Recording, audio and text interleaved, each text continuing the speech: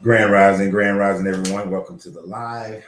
We will start in 5 minutes. Give people time to get on. We're going to chop it up on this very, very intriguing subject matter of King Leopold's letter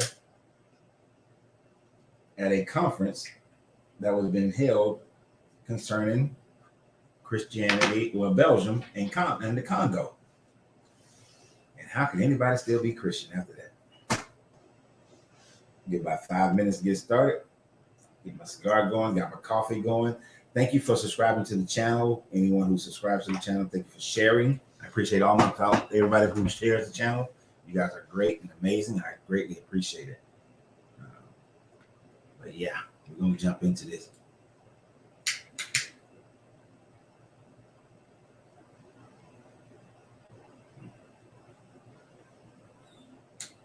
If you find this channel for the first time, we primarily deconstruct religion, primarily Christianity, as well as we also talk about some other things, history and life and relationships, money, every now and then. Grand Rising Cindy, Grand Rising Michelle. How you guys doing? Did you guys see the video that I posted about an hour or so ago concerning this topic of King Leopold, the evil King Leopold?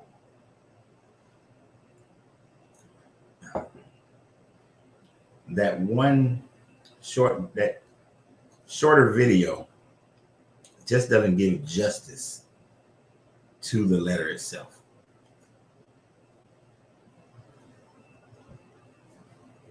And it was something that I forgot about. I had forgot about this letter. Here's what's funny. In our debriefings about Rwanda, this was one of the things that we went over, we studied in order to understand the mentality of what was going on in Rwanda.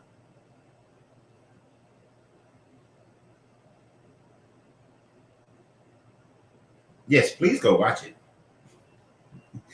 On Facebook, just for the sake of watching it for the numbers, but definitely watch it. But we're going to go through all of it today. Michelle, you saw it. Cindy, you hadn't seen it.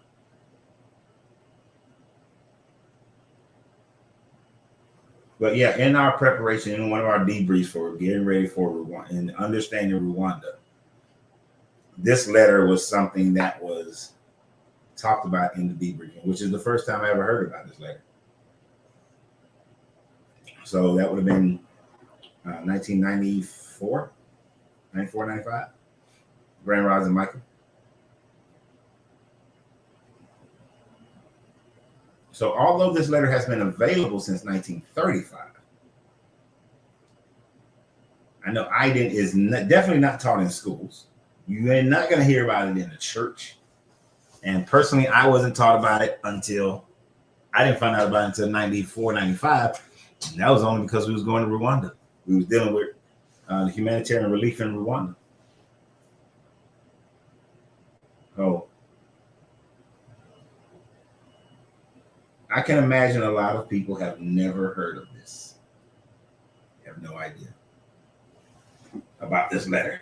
Why do I feel like I got that winter dryness is starting to kick in on the brother? Grand Rising, big man. So we're gonna start in about 1 minute. Got one more minute before everybody gets on. Before I get started, Grand Rising Sheila M. I appreciate that, big man. Big man said he liked the video. There is one thing I want to do. I want to go over further. That kind of leads up to the whole thing.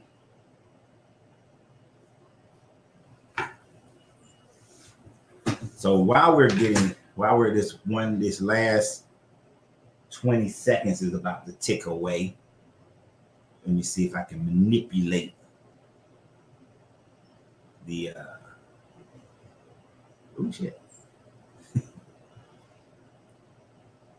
whatever this thing is called, StreamYard, because there's a picture I want to bring up.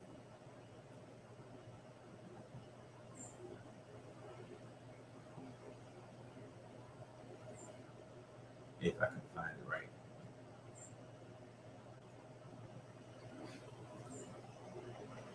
That's not right.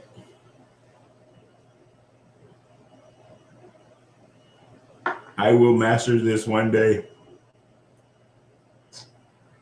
What I need to do is just sit down and just really research this thing.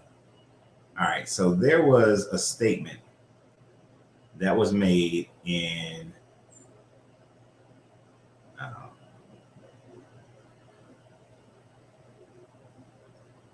that was made in 1935 that I want to show you guys.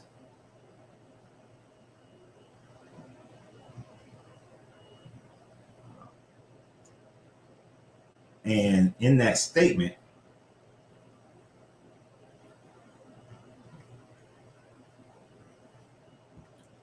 maybe this will be it. That statement sets the precedence for what we're going to talk about for King Leopold. All right.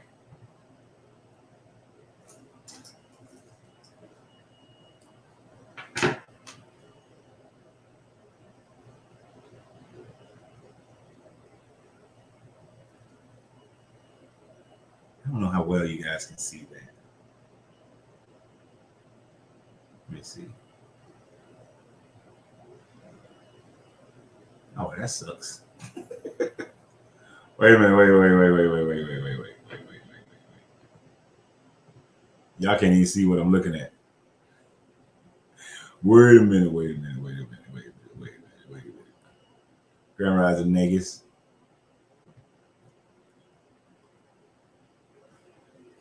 I would get it right, y'all. I would get it. Don't worry about it.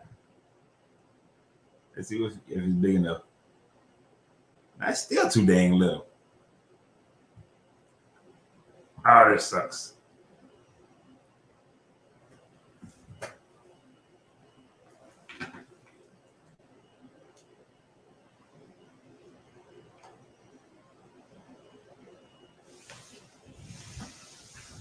Oh, so Negus is saying that on Facebook, it is said, according to their laws, we were less than 3% of the human population. Therefore, we didn't come under their humanitarian acts. Hence, the reason why these stories wouldn't be taught in school. Wow. We know that percentage of the population is wrong as shit. But I want y'all to see, it's a statement. I don't know how to make it big. I'm going to have to get some lessons in how to utilize this program. I'm going to have to go and just research how to utilize this program better so that these presentations can be better. When I want to share something, whether it's a video or no matter what it is, I want to be able to share certain information, certain things. But prior to this guy, Leopold, the mentality was already preset. And so I want to show this person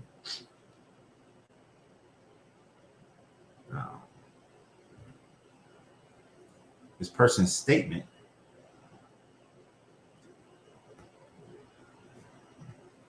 that demonstrates this mindset.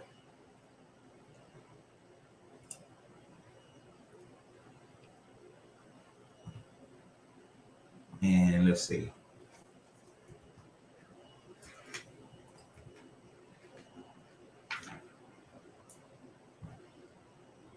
If I save that like that, then go back to this.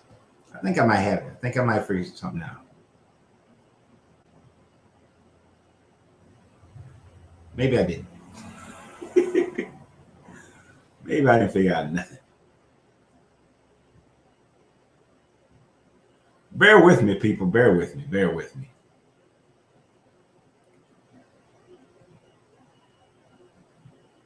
So user alchemist. Okay. bear with me for just a minute, because I think this is important.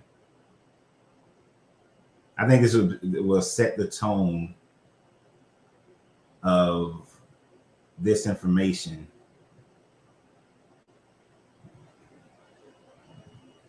If I can find my head.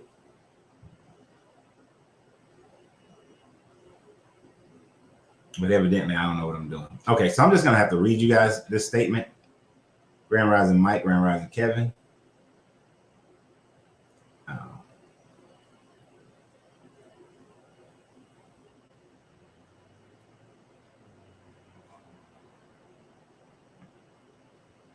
Instead of retribution and liberation, they gave us education. All right, so I'm going to read this statement. I was trying to make it part of the show, but evidently, the way I thought this would work, and because I ain't no quitter, it just doesn't want to work the way I want it to work. Use Alchemist, Windows C, got it. It just doesn't want to work the way I want it to work. Why aren't these programs done the way I want them to work? Let's see. I'm going to try this one more again, y'all. One more again.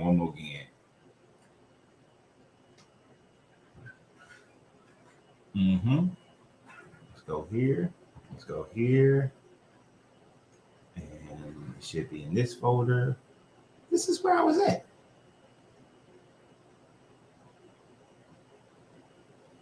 Well, that don't make no damn sense.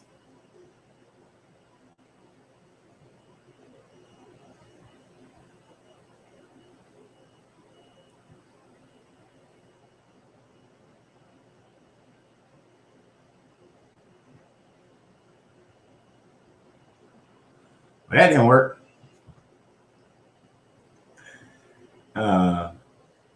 Appreciate that, J-Mo. Grand Rising Dwayne. I was trying to show you guys this picture. Maybe if I do it this way, it'll come. Who knows? Shit. Video file slide, share screen button. Windows. I'm just gonna do it this way. This is cheesy as hell, but it is what it is, right? I don't know. Can you guys? Let me see what it's showing you on the screen. All right, good. So this is what I was trying to show you.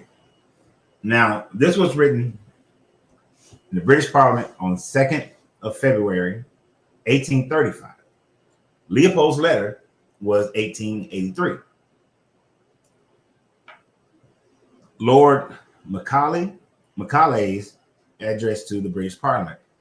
He said, I have traveled across the length and breadth of Africa, and I have not seen one person who is a beggar, one who is a thief. Such wealth I have seen in this country, such high moral value, people of such caliber that I do not think we would ever conquer this country unless we break the very backbone of this nation, which is her spiritual and cultural heritage, and therefore I propose that we replace her old and ancient educational system, her culture, for if the Africans think that all that is foreign and English is good and greater than their own, they will lose their self-esteem, their native culture, and they will become what we want them, a truly dominated nation.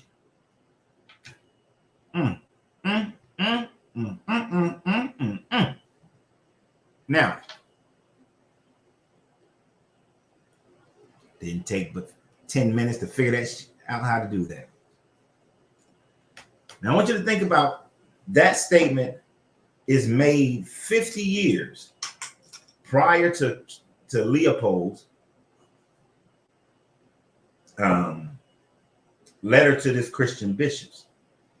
That it was well known, and this is why I had to do the live instead of just that one video, to make it well known that the only way that you break, that they can have the wealth of Africa, was to break the people. He said he saw no beggars, he saw no poverty, he saw no thieves in his going across Africa. Now, I'm not saying everybody in Africa back then were good and wholesome and everybody was great. So I'm thinking that what he's saying is, on the whole, this is what he saw.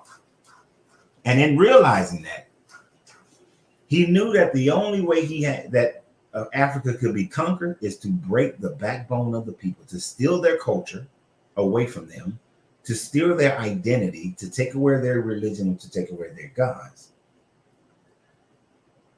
So Leopold had a good start. There was already sentiment towards what he wanted to do. And for the life of me, I cannot understand how anyone can remain Christian knowing that this religion was forced on our people in the way that it was. It was forced on people, period.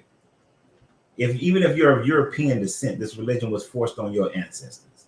Your ancestors might have been hundreds or 1,000 years prior, but it was still forced on your ancestors.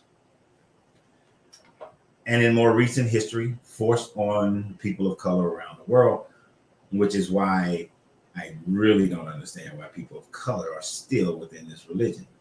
The average person, the average Caucasian benefits from this religion, whereas the average person of color does not benefit from this religion. But we're going to go over, I don't want to talk too much about certain things because we're going to talk about those things as we go through this letter. I done this once before. I don't want to split the screen because it's too difficult for me to read through it when I split the screen on it. So instead, what I did was I set it aside so that I can see your comments and read it at the same time.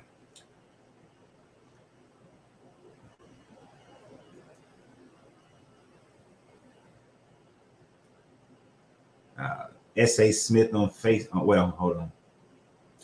RG on YouTube said that he reads this letter to people all the time. Did it in my book club with staunch Christians. Let's just say if I could be set on fire from the stairs, I would be a crisp. I don't doubt it. S.A. Smith says, peace, everyone. Africans did not realize they were being studied by others to learn their strengths, and they preyed on their weakness and what they love. This is true. And Africans, unlike, let's see, what the Japanese recognized what the bullshit was coming, right? The people of Africa didn't realize the bullshit. They took them in as being, thinking that they would think of them equally. And by the time they realized the bullshit, it was too late at that time frame. So it took away our spirituality, not religion. We were always spiritual. We became religious, forced upon us, as you said. Yes, but when that religion was forced upon us and people have lost their cultural identity, they have also lost their spirituality. Just because they incorporate certain African spirituality into this Christianity, like the Holy Ghost and the dancing and running and jumping and shouting and all that, they are still going the wrong direction.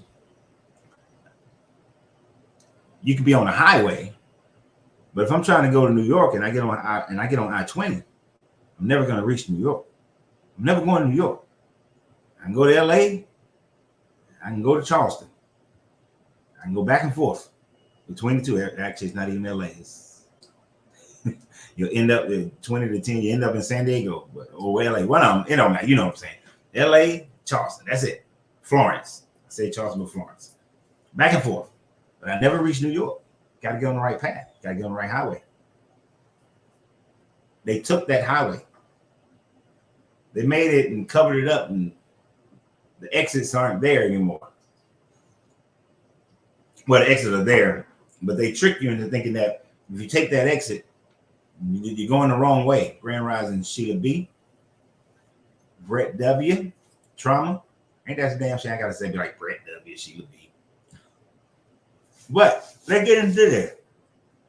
Let's go through this letter, because I wanted to, the video I posted earlier, it just goes through the letter.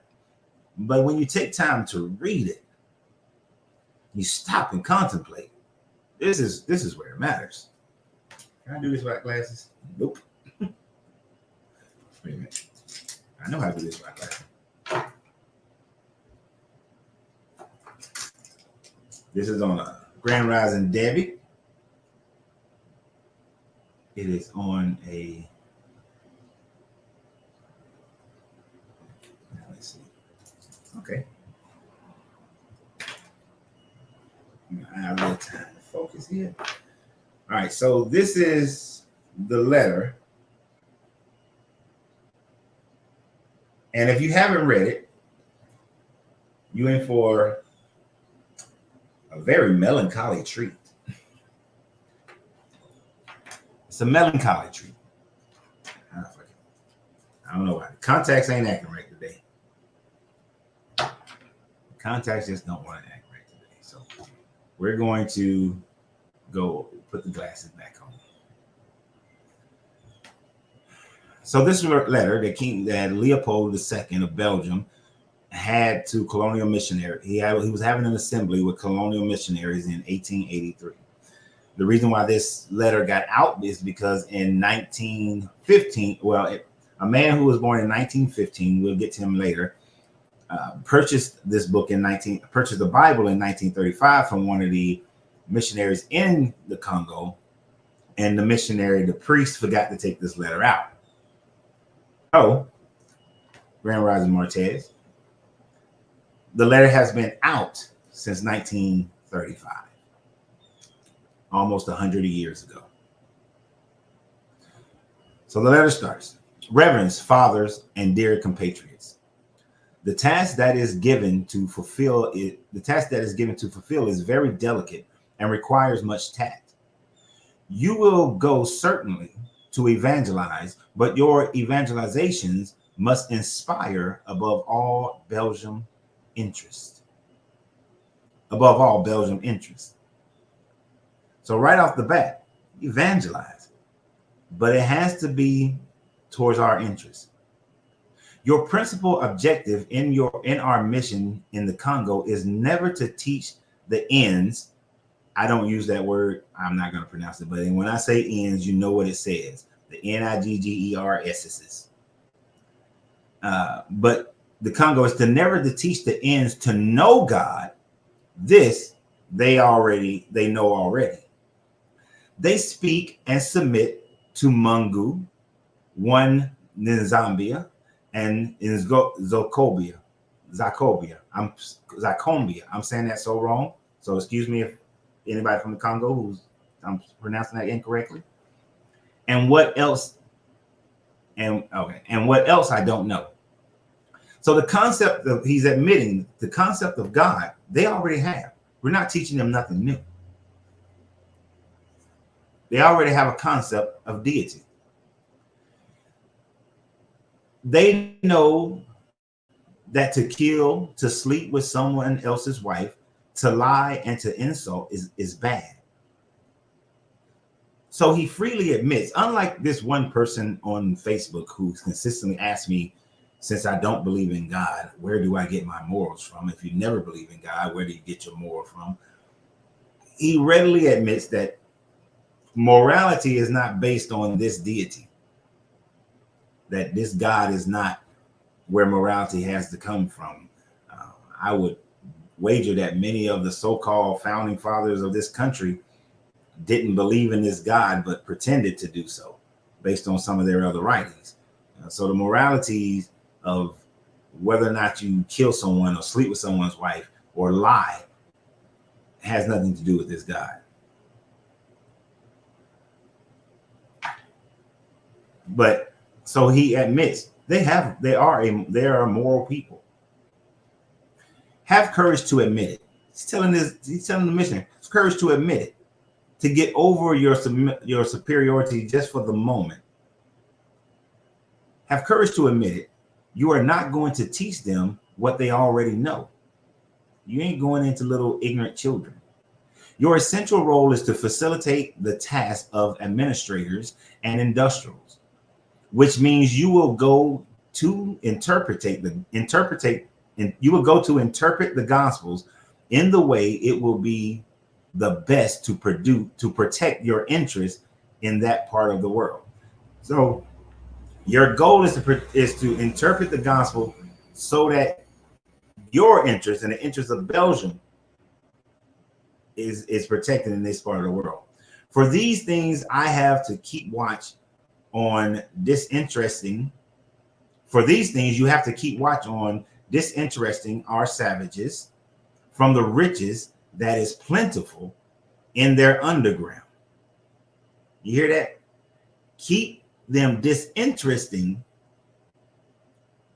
Keep the savages from being interested in the richness of what is in the ground. If you know anything about Congo, it is the world. It has the most condensed amount of natural resources than any other country. It is so natural resource rich, but yet it is still one of the poorest countries in the world. We're going to see why, and we can also expound upon why this has been done and is still being done. This is what caused me to start researching and wanting to walk away from the church, is because a pastor said evil rich people go to hell. Right now, that's what he's beginning in that. How long do you think it took for this to catch? How long do you think it took this to catch on with the natives? Less than a generation. Well, history shows less than a generation. Less than a generation. And he's going to explain why in just a minute, as to why it only took less than a generation for it to catch on. To avoid that, they will get interested in it and make you murderous competition and dream one day to overthrow you. So you want to how are we going to overthrow you in the land that belongs to them? But that's because they're taking the land. But as long as the people don't get interested in the wealth and the riches, then they won't compete against the Belgian people and overthrow them. Your knowledge of the gospel will allow you to find texts ordering and encouraging your followers to love poverty, like happier are the poor, because they will inherit the heavens. And it is difficult for the rich to enter the kingdom of heaven. You have to detach from them and make them disrespect everything which gives courage to affront us. So find scripture text encouraging them to love poverty. How many times have I had to explain to someone who's just finding me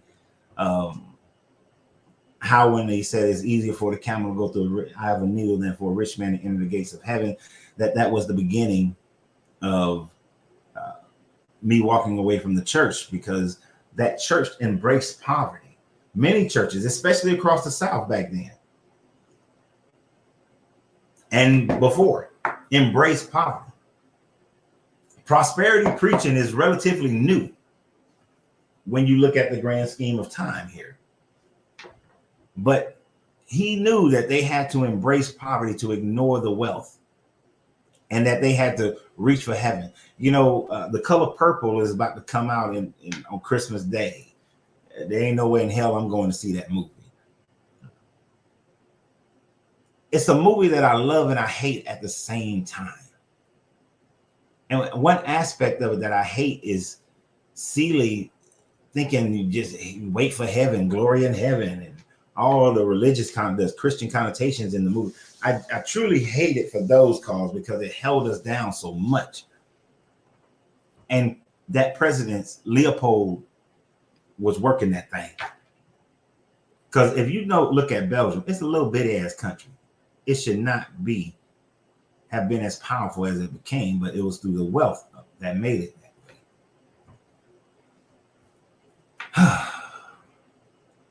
Continue.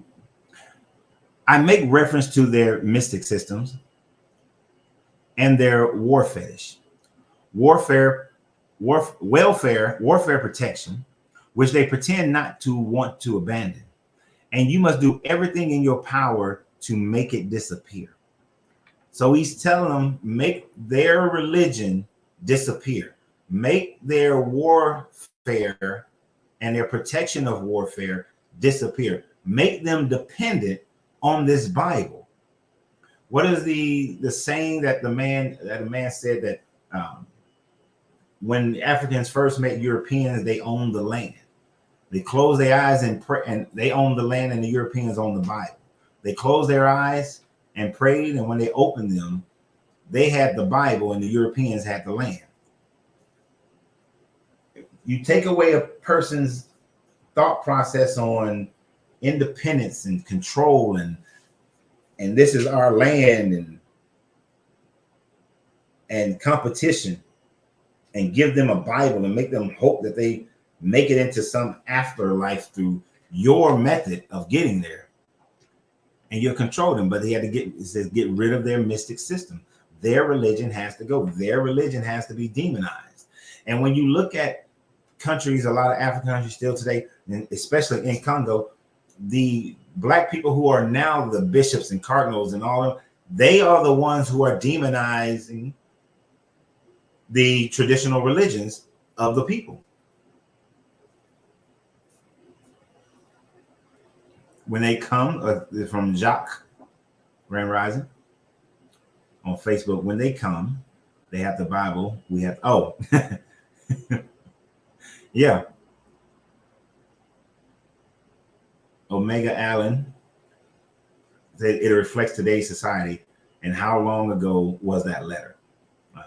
What baffles me is that in this day and age, people are still mesmerized by this thing called religion.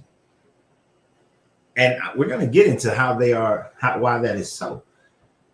Because they give you breadcrumbs, just like they gave Europeans, the Romans first, and then as Europeans, the independent states began to form, they gave enough breadcrumbs to people who are on lower levels to make everybody else still conform. They created middle management. And the middle management keep the little underlings in keep them in order.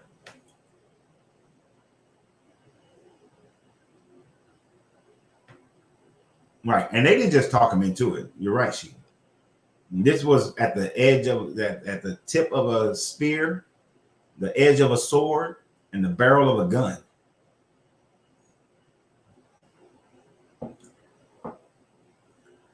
Every project needs hope. So he's saying you got to take away the religion. And we're going to get into the part, Grand Rising Margarita, Sheila, as to why it only took a generation, or less than a generation. He said, your actions will be directed essentially to the young ones, for they won't revolt when the recommendations of the priest is contradictory to their parents' teachings. The children have to learn to obey what the missionary recommends, who is the father of their souls. You must singularly insist on their total submission and obedience, avoiding developing the spirit in the schools. Teach students to read and not reason.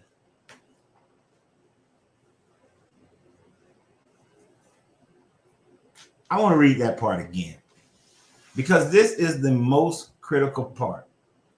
I feel like Whitney Houston, the children are our future. You know what I'm saying? That's how I'm feeling about this, because this is what is the sad reality. And this is why you didn't need weapons after you came in for that generation that you were dealing with. So by the time you get into the first generation, you have control, and you don't even need to, you don't have to use as much force. Yeah, the Bible is a slave master blueprint. But I want to read that part again. This is how you do it. Your actions will be directed essentially to the younger ones, for they won't revolt when the recommendations of the priest is contradictory to their parents' teachings. The children have to learn to obey what the missionaries recommend. Why? Why? The children have to obey what the missionaries recommend. Who is the father of their soul? The missionaries are being presented as the father to the souls of the young people. Then here's how you finish off the young people. You must singularly insist on their total submission and obedience. Avoid developing the spirits in the school. Teach students to read and not reason. Read a book. I said this the other day. You can read a book. You can read 100 books. But if you lack understanding, the critical thinking, the reading of the book was pointless. Thank you, Grand Rising, Brianna. It is. It's very disgusting. Brianna says it's so disgusting and sad. Keep exposing the truth, stolen and will. Avoid the spirit. Hilton Howard is asking about when is in here where it said, where did it say that? Avoid developing the spirit in the schools, teaching students to read and not to reason. So you have to understand how people wrote back then. When he's saying the spirit, it's kind of like when you have a class and you want to inspire them, you want them to have this, inspire them to have ingenuity or to have entrepreneurship or something like that. They're the emotional strength. It's not talking about the spirit of God and nothing like that.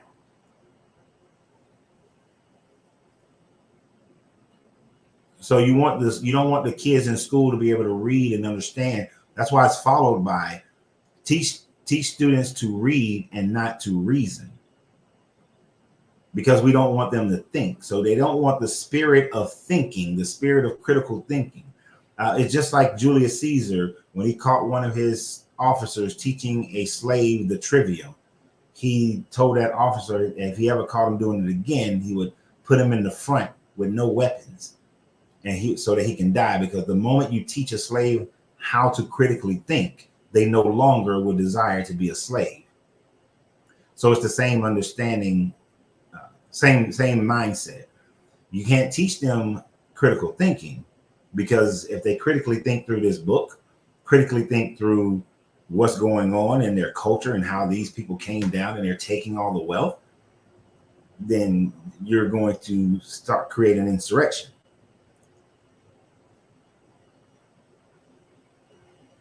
Fathers to their soul sound like Catholic priests.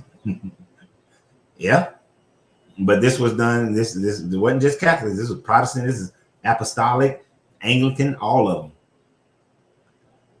D'Angela said, "This is sad. It makes me think about Black History Month. I won't celebrate because I'm Black every day." Exactly. So am I. But yes, so you get them. So that's the answer, Sheila. That's why it didn't take more than a generation to get this mindset going.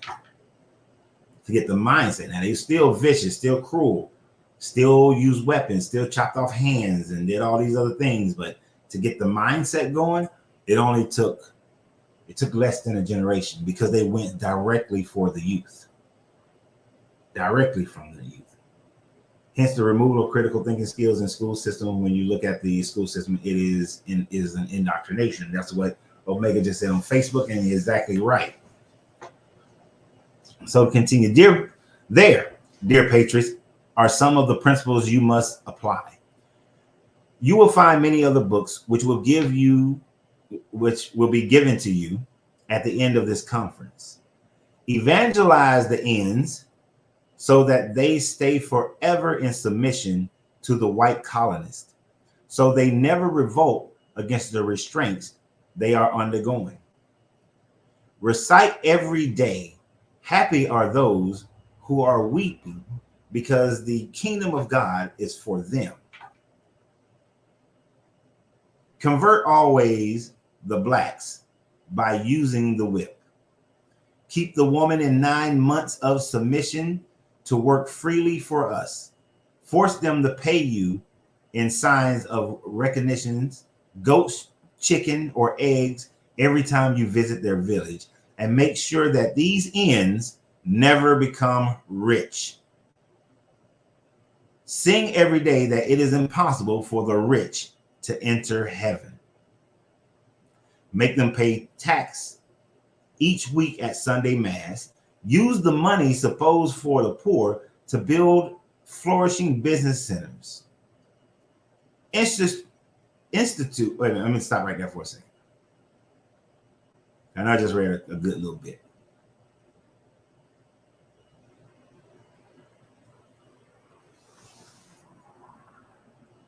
So the goal is forever enslavement, forever submission. I don't give a shit that 3 years ago Belgium apologized for what they did to the Congo. Fuck your apology. You can keep your apology. Gucci, I'm not getting into that conversation today. I could care less about your apology, Belgium. Your apology means nothing. Right? But why? Cindy, you said, but why? I don't understand. What is it that you don't understand? This is pure evil. When you compare the letter that you are reading to the times of today, is it just me, but do you see the correlation? That is exactly one of the reasons why I'm talking about this today. Where did you find this?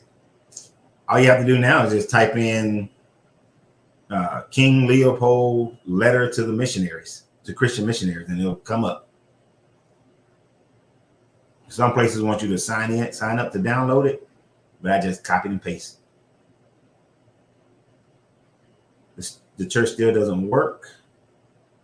Still doesn't want you to know, and constantly interpreting the word and telling you they got it from God. Sheila B said that. Absolutely right. Anita on Facebook, Grand Rising. Are Black pastors aware of this history of the colonizers? To this day of information, can a Black pastor teach the Bible? Black pastors, for the most part, if they went to any kind of seminary or they were taught by a pastor who went to seminary, they know of this stuff. And they know of a whole bunch of things, which is why you have to take an oath before you begin the seminary that you will defend the faith no matter what. No matter what information you find, you will still believe in this faith. And how can a Black preacher? They shouldn't be able to teach the Bible. They count on people being blind and staying blind. So the goal is to keep us under subjugation. And it's not like that's changed, right? That hasn't changed. And you give breadcrumbs. And even though here he's not wanting or willing to give breadcrumbs, he just want to keep you mentally enslaved. Recite every day, happy are those who are weeping because the kingdom of God is for them. So no matter how much they punish them, no matter how many hands they chop off, how many people are murdered, he murdered estimated between 15 to 30 million people, right? So no matter how many people are murdered, no matter what happened, keep crying. Those who are weeping will inherit the kingdom of God. And this life is what that bullshit line Seeley said. This life here is temporary. Heaven lasts forever. That shit there, that's that mentality that was put in, that he wanted to keep and that he was teaching them to keep. Doesn't mean you can't have faith in a higher power if you just, if you will just stop believing everything men tell you. No, you can still believe in a higher power, but that power is not the one that's in this Bible, that's in the Bible. There's absolutely no way that higher power could be the one in the Bible.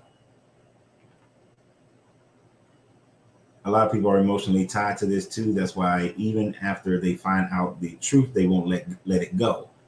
It's almost like an identity for some Christians. It is. If you think about it, it's a very difficult thing. I sympathize for people who walk away from this church, from this, because it's incredibly difficult.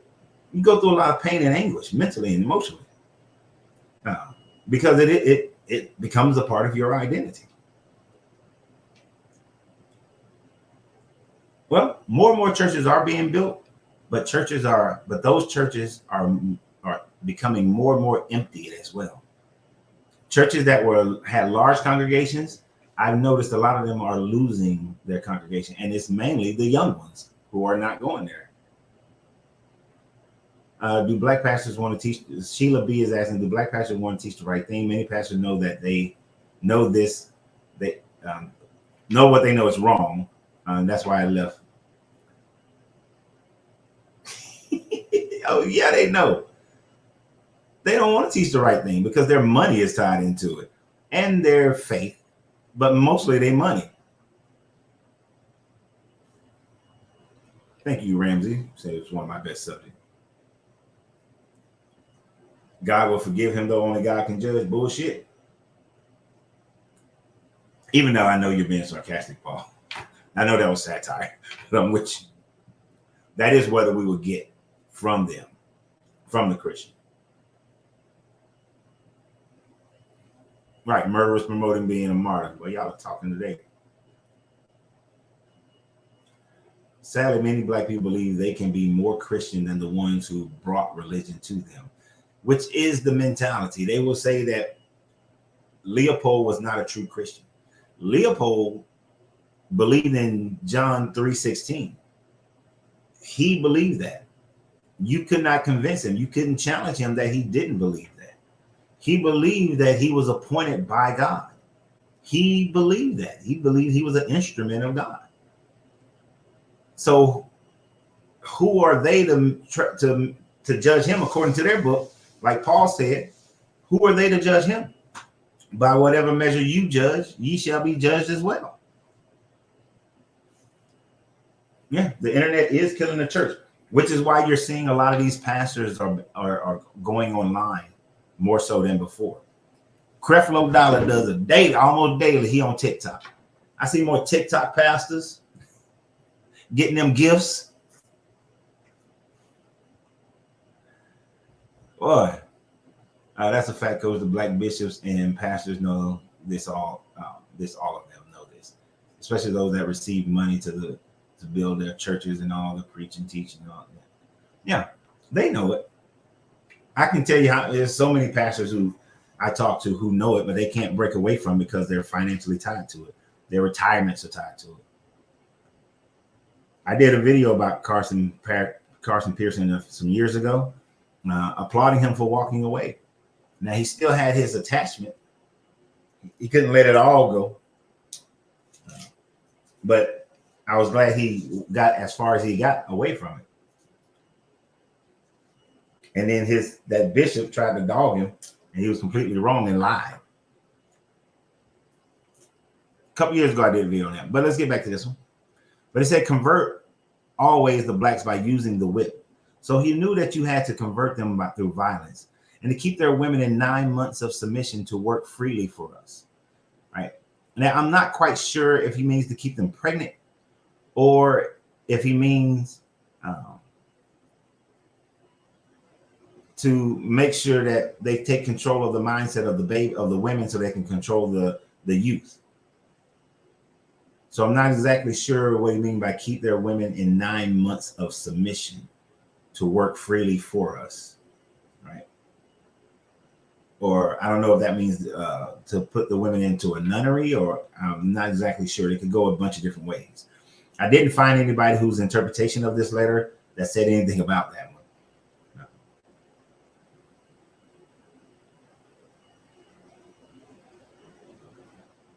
Clarence. Yeah, I appreciate him as well. Clarence Thomas on Facebook.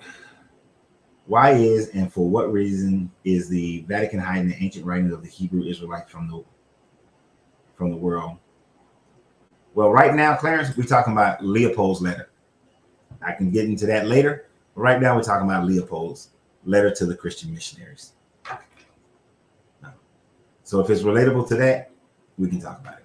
Now, this letter were supposed to hide this letter. This letter was not supposed to get out. Right, a woman is in a very vulnerable place when she's pregnant. But then he want to keep them poor. You saying he meant both? I can agree with that, Dwayne. He means both. But force them to pay you in signs of recognition, goats, chickens, eggs, every time you visit their village, and make sure that the ends never become rich. Sing every day that it is impossible for the rich to enter heaven. Make them pay taxes each week at Sunday Mass. Use the money supposed for the poor to build flourishing business centers. So he reiterates, this is him, he double downs on using Christianity to make them believe that they are never to become rich so that they can go to heaven. That by giving them heaven over hell, giving them heaven over them being able to have freedom, them being able to live their lives, them being able to rule themselves, to be able to trade their goods. Yes, it's available to read. All you gotta do is type in King Leopold's letter to Christian missionaries, and you'll be able to find the letter.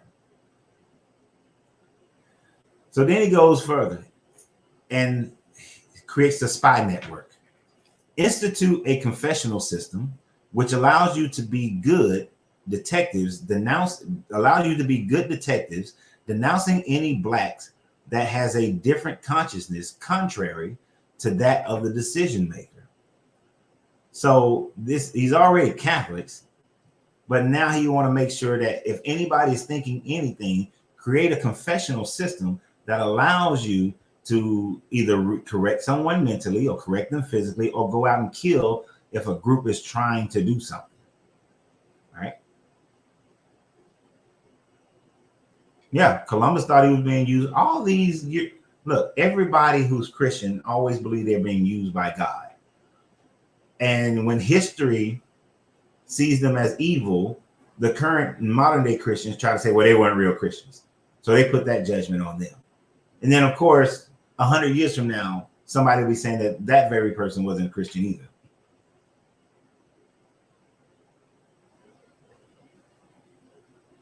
That was Leopold. Was it the same for other colonizers and missionary? Yes, it was, Mike. And let me put it in this concept. Before we even started this, in 1835, the British Parliament said that in order to conquer Africa, we have to take away their religion, their culture, and their identity because of the wealth and the connectivity that they had. So so the British thought the same way. And remember, the African scramble was something that was dictated in Belgium. What do you mean, not true Scotsmen? There weren't many Scotsmen colonizing in Africa. The Scotsmen were too busy fighting the British crown.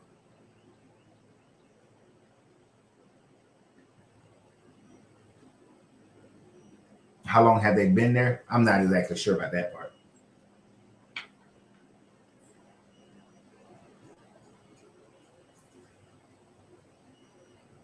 Yeah, the Bible does support his claim. That's the sad part about it, is that this is not contrary to this book, which is one reason why this book is a big ass fallacy. When did Belgium begin its colonization of? Well, that just went too fast. When did Belgium begin its colonization of the Congo? According to this, 1908 is when they first started colonizing the Congo. That's when it became a colony of Belgium. So they had been there for a little under 80 years before this letter goes out.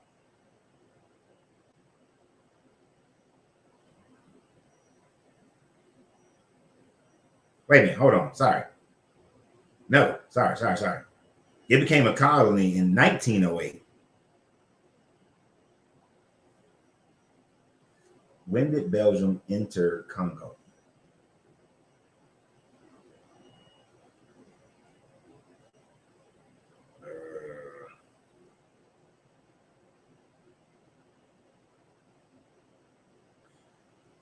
So February in 1885, that's when he established the Congo Free State by brutally seizing African land masses.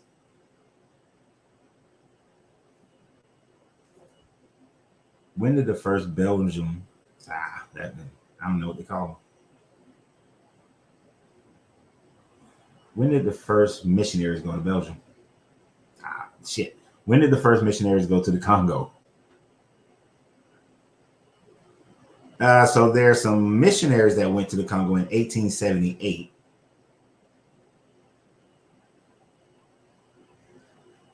The first Protestant missionary, this was British missionaries, arrived in Congo in 1878. But then they were threatened by the Portuguese, who had sovereignty over the lower Congo.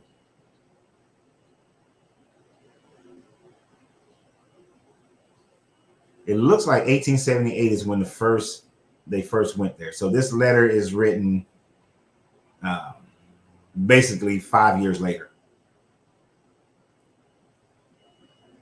When was the African scramble? When was the African scramble? And then the African scramble was 1885. So the African scramble happened 2 years after this.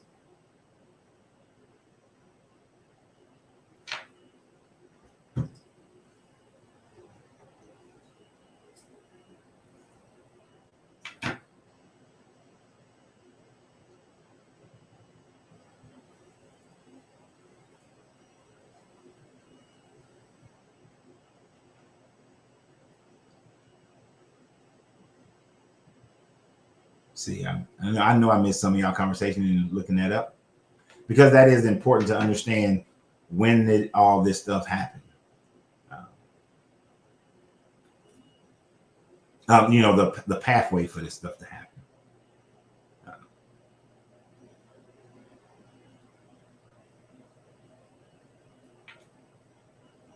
So let's get back to it. I gotta bring my screen back up. Because unlike other shows, until I finish this letter, I'm not talking about nothing else.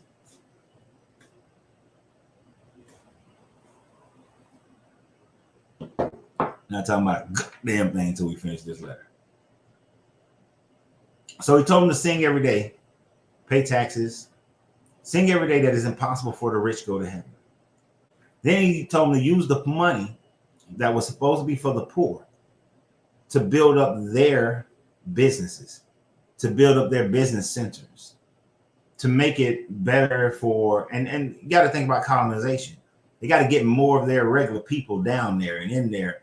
Got to get the business centers thinking, let's go down to Belgium, man. We got to make some money, right? That way you get a bigger portion of your population in there. And then they institute this confessional system so that people can tell on each other, pretty much how the communist system was.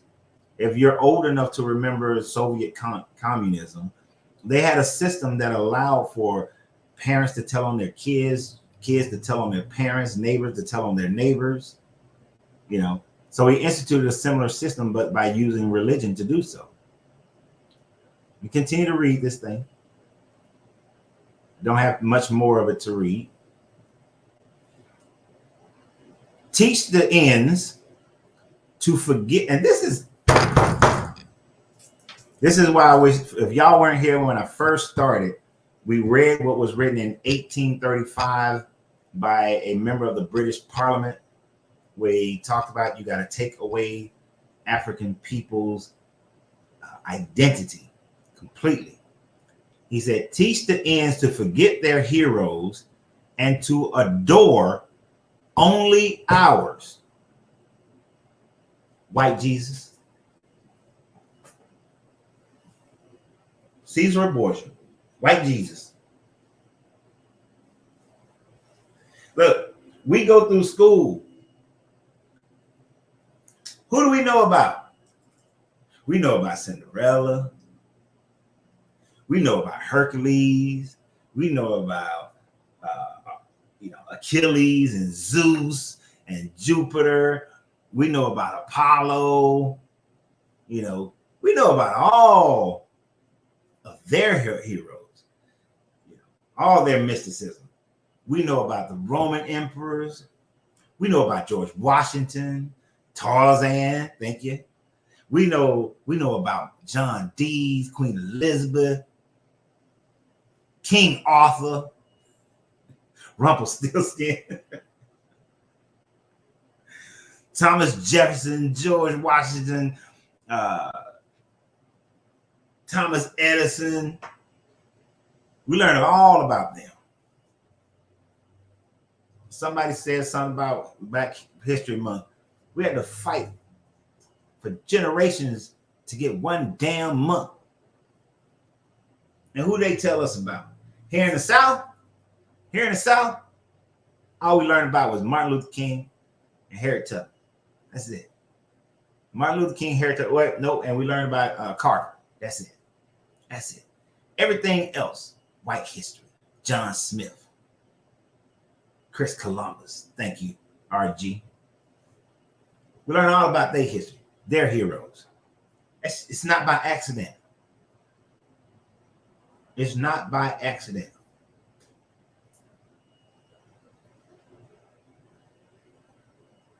Yeah, and then the one that gives the coldest and the shortest month. And claim that it was because it was close to Dr. King's birthday as they could get. And January already had multiple holidays in it. So it's bullshit. But they even want you to see it every day. He says this in this last part, one of the last parts. Never present a chair to a black that comes to visit you. Don't give him more than one cigarette. Never invite him for dinner, even if he gives you a chicken every time you arrive at his house. That's how he ends the letter. Never offer them a chair, because when you're seated at the table equally, you appear to have respect and equality. Even if you don't have any food on your plate and you sit at the dinner table, they are still giving you a modicum of respect. And he's saying, don't even give him a chair. Not even a chair. Not even. I can't think of her name right now, but when this woman who was a African queen, she made one of her servants get on when they didn't offer her a chair. She sat on one of her servants to make sure that they understood. You will not sit above me.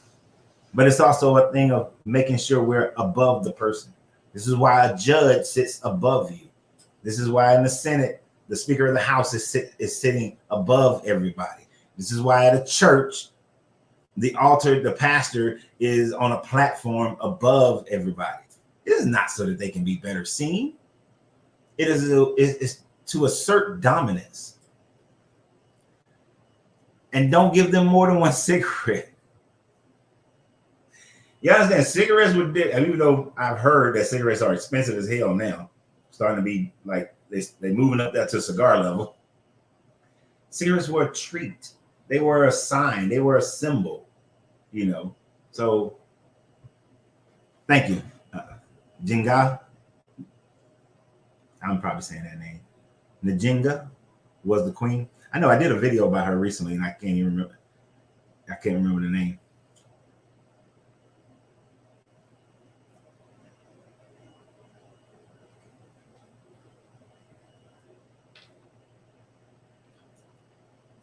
Breathing air is bad for your health sometimes. I'm not a perfect man. I'm gonna have my vices, and this does not give you cancer, so I'm good. Right, when she met with the Portuguese. Thank you, Omega.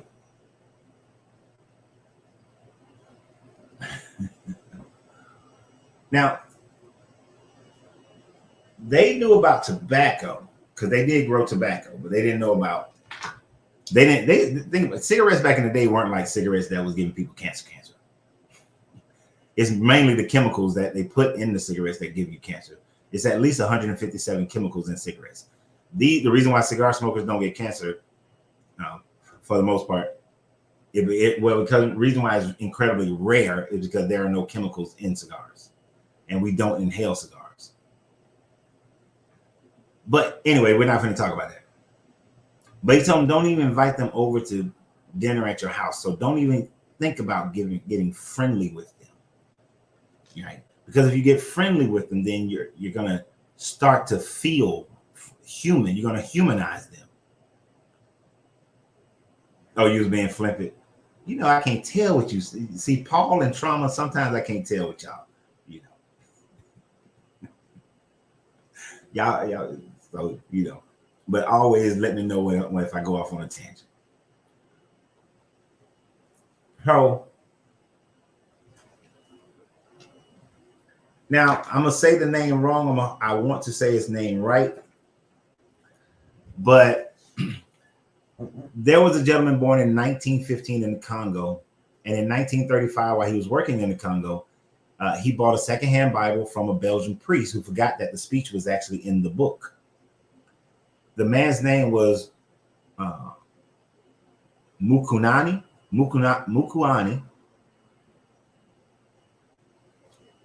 and he's the one who bought the book, found the letter, the speech, and then publicized it, made it popularized, made it public. The sad part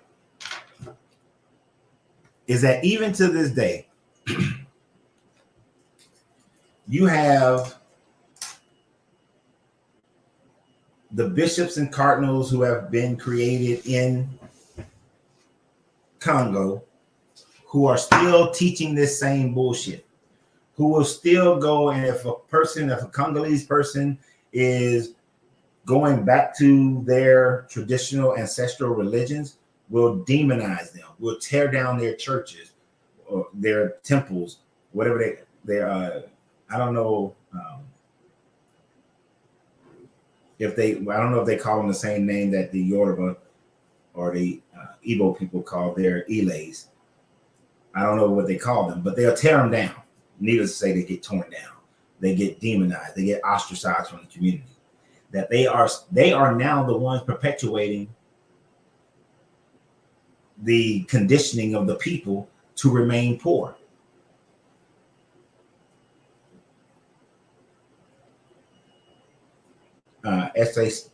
Stephen A. Smith says that on YouTube. That still works. I saw the president of Zambia standing during a meeting between African leaders in the U.S. Many times we brush it off. I want to be seen as humble. Yeah, that humility is bullshit.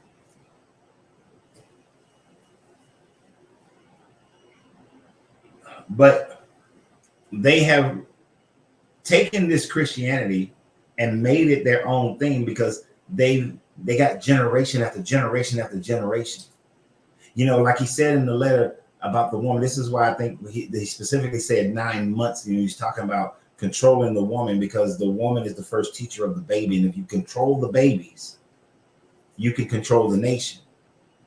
As long as you can keep institutionalizing the youth, you will maintain control over the people, which is why I love the fact that many of the people who are on here right now, many of the people who follow me are in my age group or close to my age group. The largest age group that follow this channel is 35 to 50, right? I would love if that number was actually 18 to 34. I would love to have that segment, because that is the segment that's going to make the biggest changes, right? Now, I do agree it is up to us to teach them. So I do love the fact that many of us are here because we are teaching them. Now, you know, I'm not a grandparent, but, you know, my children are in their 20s. So they are not part of this institutionalization because they had me. So it's good that they are, and they are personifying that to those that they are around. So The reason why the churches are losing people, losing congregants, is because the youth are walking away.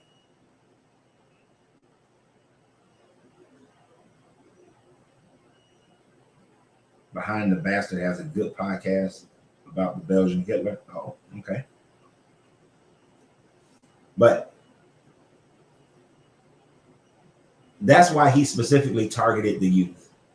Because when you get them, you don't have to work as hard. All you need is one generation.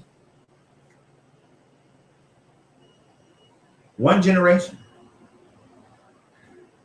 I honestly believe that most of these mega churches will be crippled in the next 50 years. Within the next 50 years, they will be crippled. Because in the next 50 years, kids like my kids will be 70, almost 80 years old. They would have already had kids and possibly grandkids who would not have grown up in that institution. The churches will fall.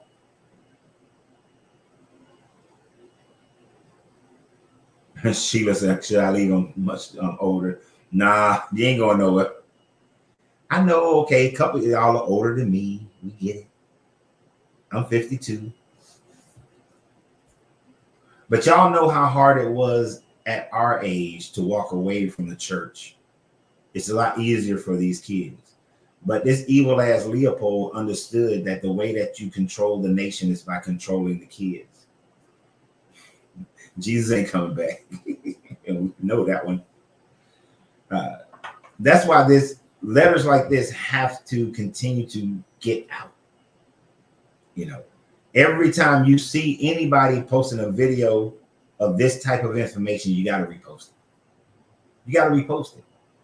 Because the more and more this becomes commonplace, common knowledge, the more and more they walk away from it.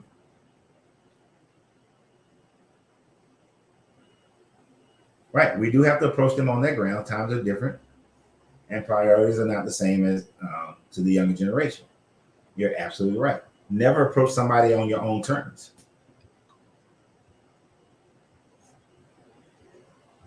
Sheila, you do not have children older than me. Sheila M., I am not even believing that.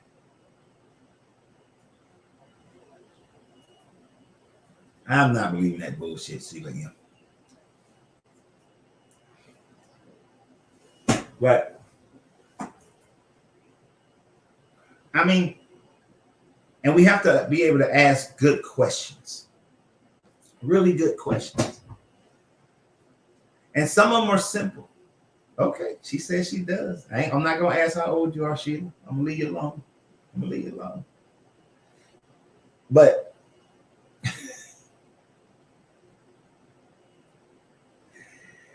not only, we can't just ask the question. It's a very good question.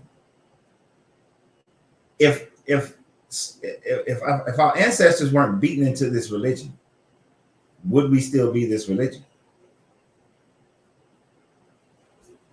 Would you be Christian? Would you be Muslim if not for your parents, grandparents, so on and so forth down the line? If churches wouldn't have been popping up all over the place, if you weren't surrounded by churches where you're getting that passive Christianity being taught to you, would you have become Christian? Like a person born in Dubai, grows up in Dubai, but not a practicing Muslim, not connected to Islam, but their friends are Islamic, the culture is Islamic. And when they have a come to Muhammad moment, they're not going to choose Christianity. They're going to choose Islam because they got passive Islam. So we have to be able to think like those kind of things. There's a video I'm going to do later on the day. What did it say? What was the title on that one? What was the thought process on that one? And these are questions we have to ask because I saw a little meme. How could Adam and Eve know that eating the fruit was wrong if it took eating the fruit for them to get the knowledge of what's right and wrong, or of what right and wrong means? And when they respond by saying, well, it was placed there because it was a test, God was testing to see if they will be obedient. How would they know if being disobedient was wrong? You can say that you would face death, but you don't know what death is. So how would you be able to quantify the punishment if you don't know what the punishment is and what it entails? So basically, it makes absolutely zero sense. So those are the kind of questions we have to teach them how to critically think, gather the information, gain an understanding, and then put it into action to see what the results are.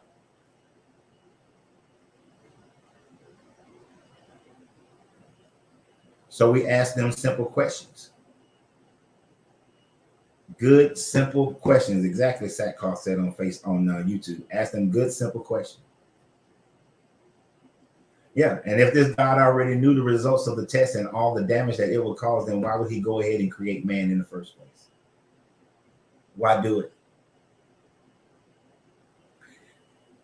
I ask these questions sometimes to Christians when they say, well, God did it. You know, we're here now, all this kind of stuff. He did it because he loved us and blah, blah, blah, all this stuff. And I asked them, I said, okay, so if you were all knowing and you knew that if you were to have a baby, that baby will suffer through being tortured, being sexually molested, having diseases, being battered and brutalized consistently throughout their life, would you still have that baby? Would you have that? Would you even have sex? Would you even have sex? If you knew that if you had a baby, it would go through a hellish life, would you even have sex?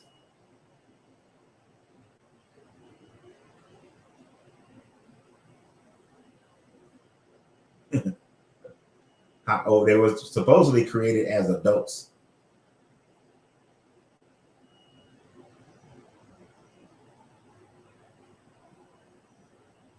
Right. I wouldn't. And if I knew my children's entire life, and that life was being enslaved and being beaten and brutalized, and no, I'm not having children.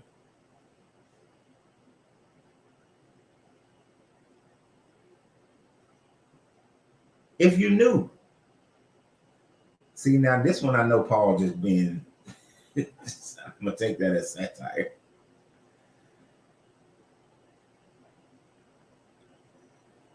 I would not do it. I don't think I think most people would not do it. But yet this guy did. You knew that trillions of souls would burn in hell. Yet you created them anyway. You the kid who got put ants in your yard only to use a magnifying glass on most of them.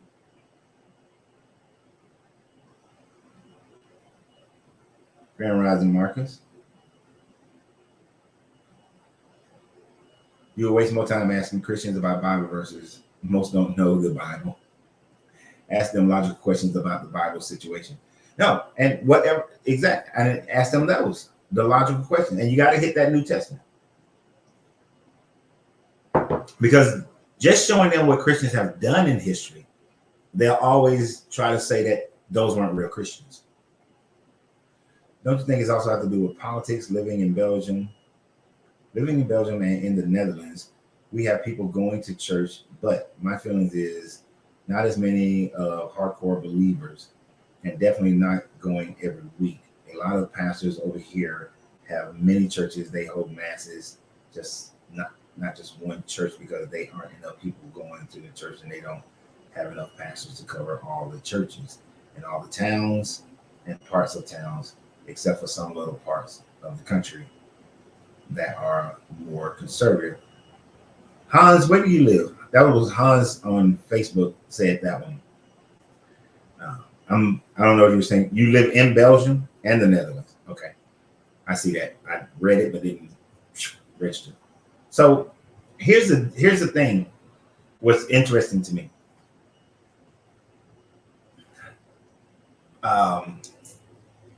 And I've talked about this before, Hans. You weren't here.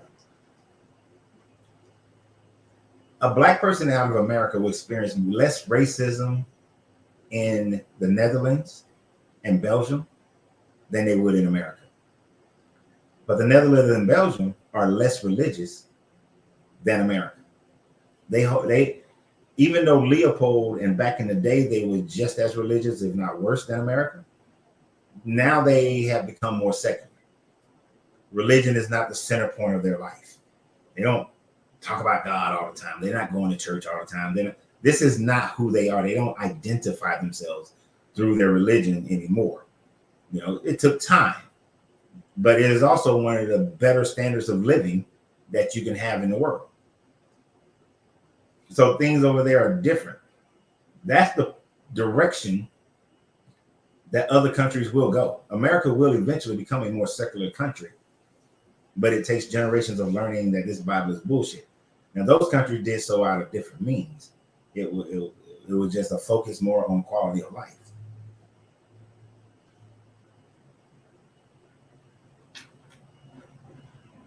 Yeah, and what did this guy get out of it? He get them enslavement, praise and worship and enslavement. No, you got to hit that New Testament too, because then they would go into the whole dispensation or grace. That now we're under grace. But then you can always show where in the New Testament it says, no, you're still supposed to keep this law. And without the Old Testament, you can't get the New Testament. Yeah, the Hebrew Israelites are just as bad, Lola. You are absolutely correct.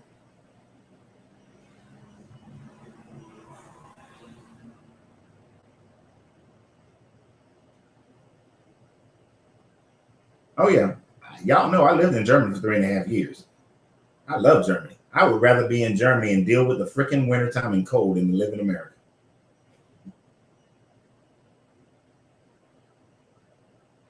Politics and religion aren't that infused in the Netherlands right now, but they used to be.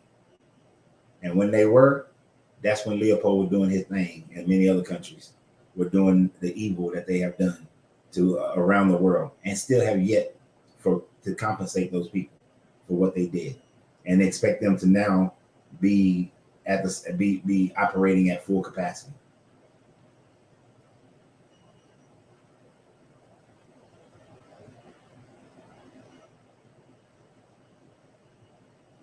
Kevin said that the Bible is one thing that they say that they would die for, but know nothing about it. And they do. They believe that. They believe they'll die for that book. I have seen some who will. I know some who will. I've seen instances where people have. That's how controlling this book can be. That's how powerful. That's the whole thing of the book of Eli. Remember we talked about the book of Eli? That's the whole deal with the book of Eli. The guy recognized how powerful belief is. Yeah, it's less racist, but the thing about it, Paul, because less racist doesn't really do justice to the difference. I literally forgot what it felt like to have racism imposed on me. Like after 3.5 years, it was completely foreign. The things that the racism I was accustomed to and didn't bother me when I was in America, when I came back, that shit was like a blinding light. So less racist don't really give it its fullness. You know what I'm saying? And maybe it's one of those things you got to experience it to really know it.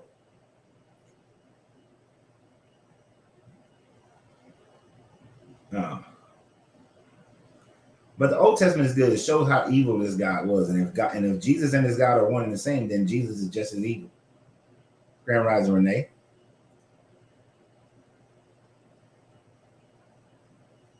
Yeah. And they will kill for that book. You know how many Christians are like, go Israel, because they're going for that book? It's all because of that book.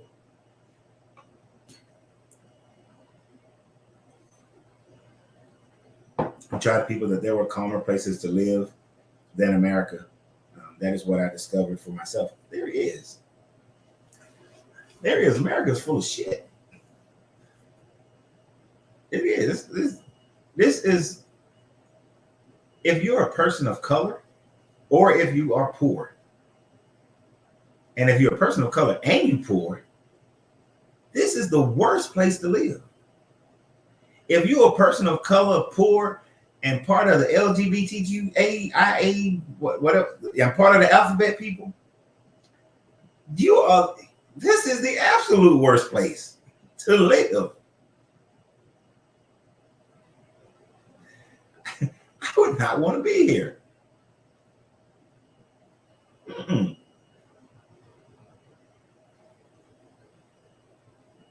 No, this place is horrible. And I know I'm gonna get somebody like, well, if you don't like it so much, leave. Motherfucker, I am. So whoever gonna say that later, not you guys, but somebody gonna come on here and say that. I don't know, it's interesting. I got quite a few Caucasian racists who follow me. It's an interesting thing. And when I talk about stuff like this, they sound off. They sound off. You don't like it, then leave. I am. Fuck this country. You disagree? Disagree with what? Paul. Yeah. One of the things that I am most ashamed of is serving in the military for this country. No lie. Serving in the military for this country. At no point did any of my service was for the good of the people in this country. Everything I participated in was for the good of the elite of this country. Mm-mm. Nothing for the people in general. Yeah, and then we are. This country is trying to go backwards with this policy. It's going backwards with this policy.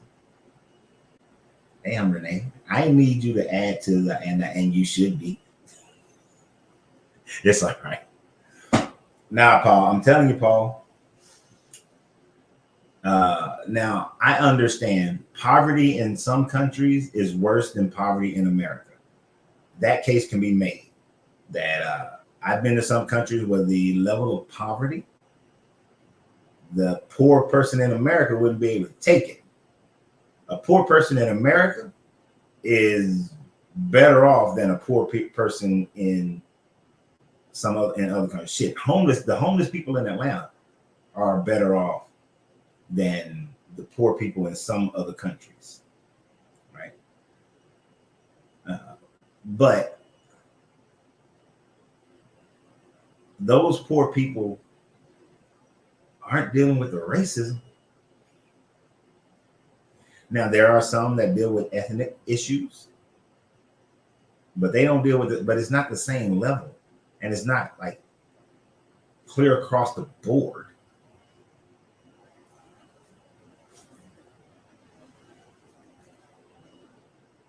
William say you can say the same thing about your time. Yeah. Do I want to live at the poverty rates of the favelas in Brazil? Hell no. That's a level of poverty that I'd be pissed. You know. And that's the trick. So in Leopold's letter, see, Paul said African Americans have done well for themselves, considering the circumstances. Considering the circumstances, yes.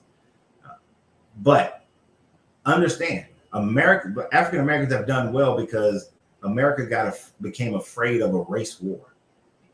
They became afraid of a race war happening in the 60s. If they had to relent, they had to let go.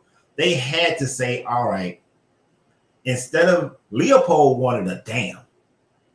No rich black people, period. Dam all of them up. Let it flood the backwaters, the backland. Let it flood all the backland. No release valves, none of that shit. None of them can become rich.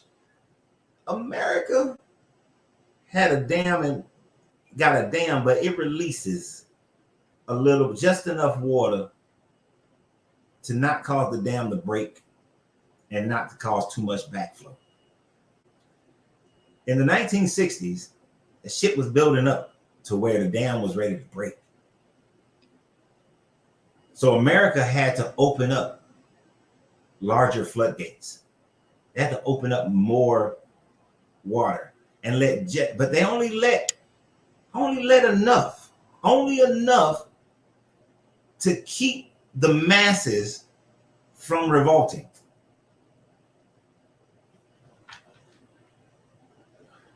I don't know if you heard me tell you about, okay, when we was doing in leadership training when I was in the Marine Corps, one of the stories that we were told is about Stalin. Stalin was sitting there when he first came into office, and we don't know if the story is true or not, but the story is used. He's sitting in office, got his other generals and political persons around him, and he has a chicken. He has a bag of feed. And he picks up the chicken, he begins to rip out all the feathers from the chicken and just snatching them out, and the chicken is screaming and hollering. And once he's ripped out almost all the feathers, he throws the chicken down. The chicken is a bloody mess. And then he picks up the bag of feed. He walks in front of the chicken and he drops a few crumbs. The chicken pulls himself up and he comes up and he eats the few crumbs. He walks a little further and he drops a few more crumbs. And he goes all around the hall and the chicken follows him everywhere, just dropping him a few crumbs. The same man that just bloodied and beat this chicken. And then Stalin explains to his people, we can beat and brutalize the people, but we have to give them just enough feed so that they will follow us. Don't give them the whole damn bag. You can't not give them nothing, but you just give them just a little bit and they will continue to follow you.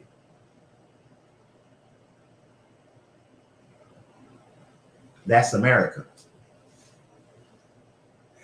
That's America towards the people of color in this country.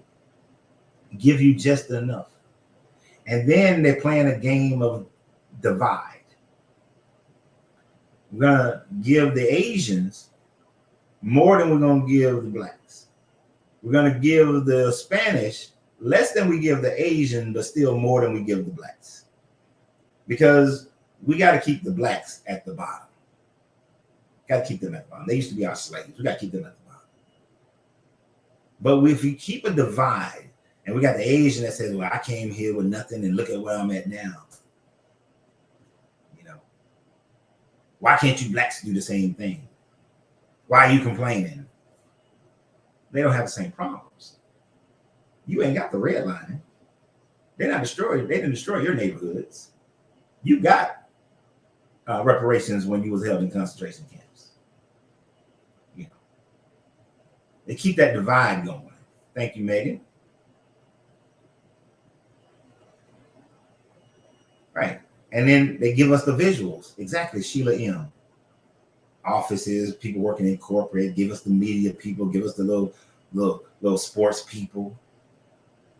Keep you just enough.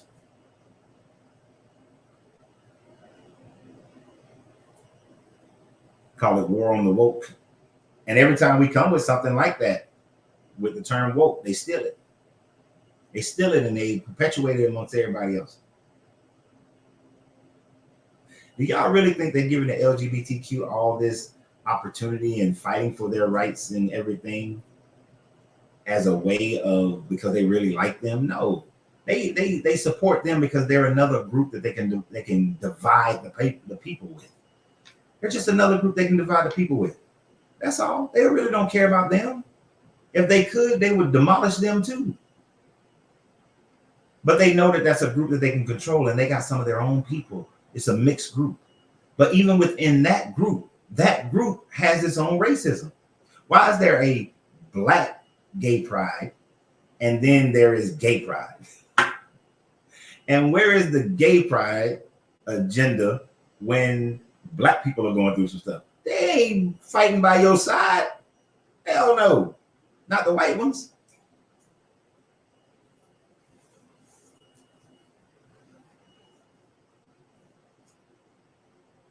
And you ain't got freedom of speech in this country. I mean, you have it more so than some countries, but you ain't got freedom of speech. Say the wrong keywords on this. Type the wrong keywords on this goddamn on this podcast. It gets censored. It gets recorded. It gets censored. And then if you get investigated, And if they find anything, your ass is going to jail. And you won't even know why.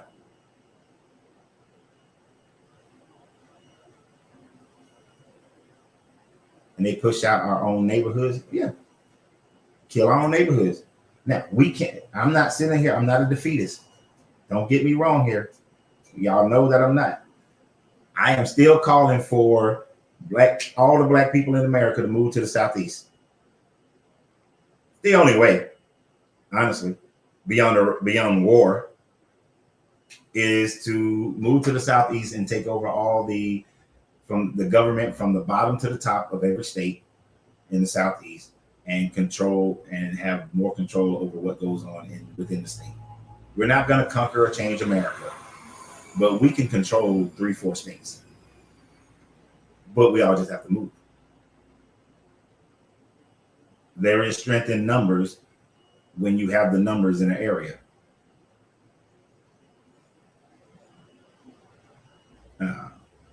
They can't institute Jim Crows. I know SA stand they had Jim Crows after slavery and that sort of thing.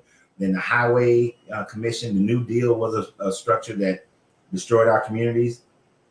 But our communities were over here and over there and over there and over there. We have to come together.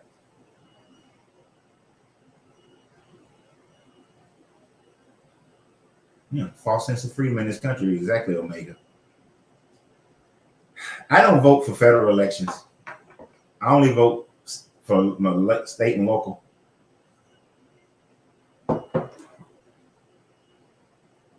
The thing in the Netherlands is they are selectively racist and more silent. It is more directed to Muslims, Africans, especially if you're non-Christian. Most Dutch tolerate surnames of Dutch Antilles people because they were and are part of the Netherlands also, as long as they don't complain about racism and colonialism. But we still have freaking crazy amounts of racist people over here. If you American black, I think they see you as American first. You from a good country. And I do recognize that is a difference, because in Germany, the Turkish people were treated like shit. I used to say all the time when I lived in Germany, the Turkish people are America's Mexicans. So and I always leave open that room. It might have been because I was an American that I didn't experience the racism.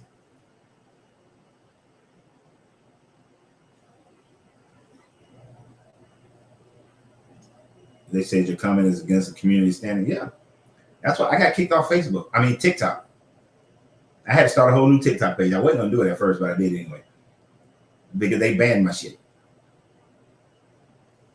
Yeah, and when I was researching this subject matter, there was one lady, she read the letter as it is written, and I don't use the N-word. She used the N-word. She's a black lady. They banned hers. But then I found a bunch of other ones that read the letter straight out.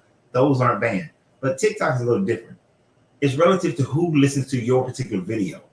If they don't like it, if enough people complain, that's what gets your stuff banned on TikTok, which is stupid. It's policed by trolls.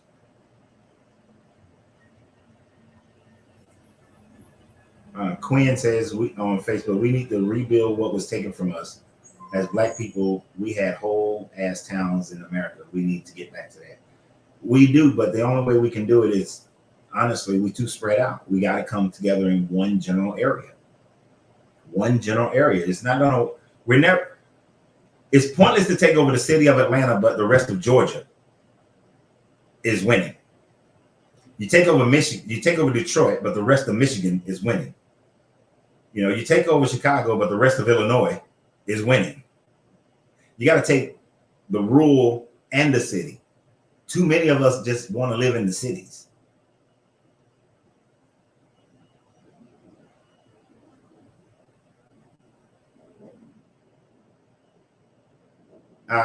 Yes, Marcus, is the letter.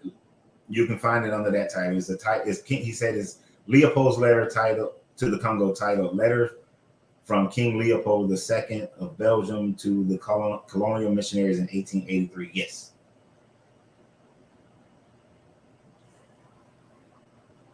when can we discuss what needs to be done to actually make steps to make changes? We can do that right now. We're an hour and 40 minutes past, so into the video. We're at a time frame where I don't mind changing the subject or expanding the subject matter. Yes, we do need an entire state, but okay. So there are, according to the census, 47 million Black people who claim to be African American in the United States. State of Georgia total population is 10 million. We could all move to Georgia. It'd be tight, but we can all move to Georgia. Since we all like cities, we have some big ass cities, but we can all move to Georgia. But since 34% of those who claim to be Black already live in the South, there's enough of a population of us, minus the 16% that will never do it. According to the law of central diffusion, 16% of a group, 16% of people will never join or never change or never do whatever is the wave of things until they are forced to do so. Megan says too hot. See, and we could take, that's what I'm saying, Megan. Because people are going to have things like that.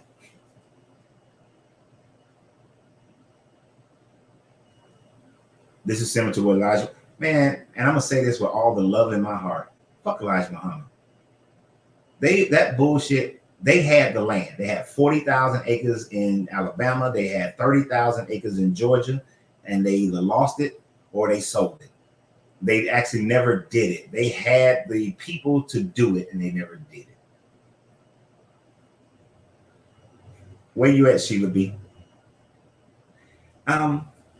So that's not realistic. It is realistic. If you say it's not realistic, then of course it never will be. If you have that mentality. But this is why in this movement, I don't need everybody, right? So let me put you in the category where I think you would fall, Paul, and I could be wrong.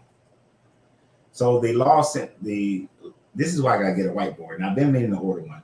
But the law of innovation of the fusion says that in order to start a movement or to do anything, build a business, anything, it's easy to get that first 0 to 1% to do it. There's a 0 to 1% that if there's a structure or a thing to do it, they're gonna just do it, right?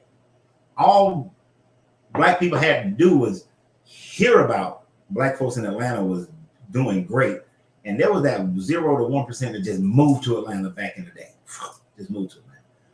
Then the next group, 3 to 5%, when they see opportunities, they go. See something happening, they just go. Bam, go.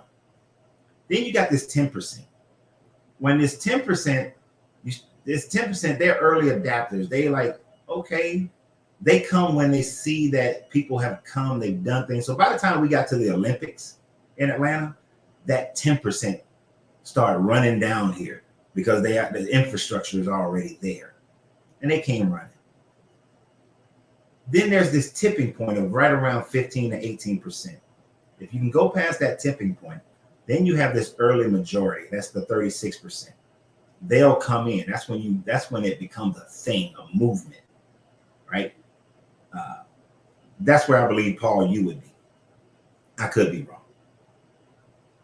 You would need to see it happening.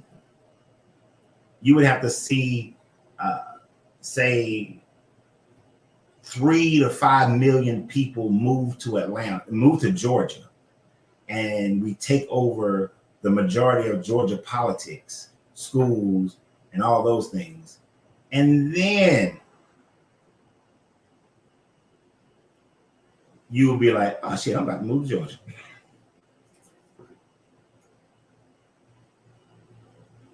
But we can literally do it. And we can take Tennessee, Georgia, and South Carolina.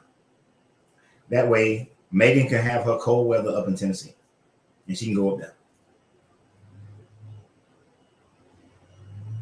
And if you're looking for perfection, Paul, that we can't even stop saying the N word.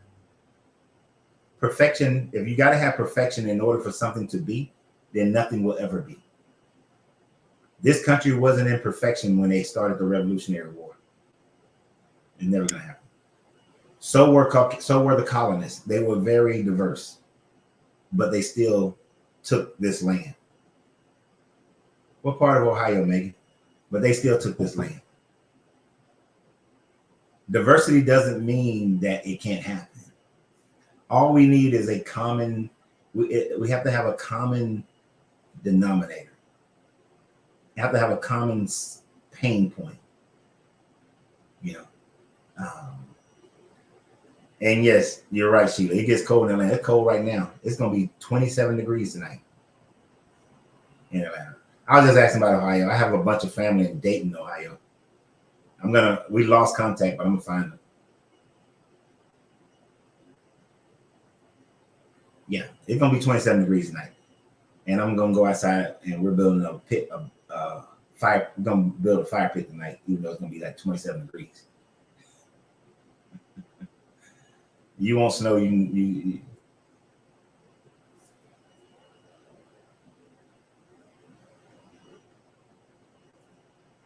seriously, we should ask for what was promised us land. You live in Columbus. Oh, got two people on. So Sheila B and Megan are both in Ohio. Yeah. Just make that trip to Ohio. I don't want to hear no, well, I ain't got time.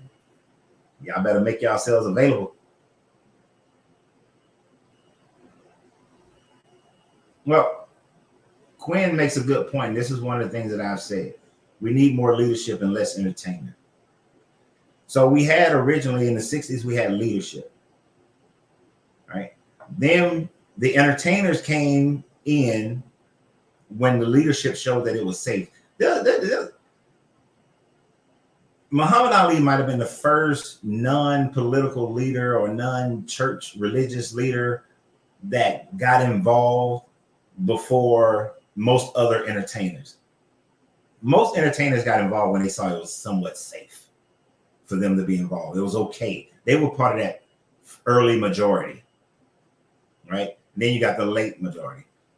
They were part of that early majority, that first 34%. They weren't part of that 10, 15%. They weren't part of that, right? They weren't at the grassroots level. They came later. But then the government smartly and the media smartly, after they killed Martin and King and messed up Huey and all them, they smartly made the entertainers our leaders. Because the entertainers are truly slaves to their money, to where they're getting their wealth from.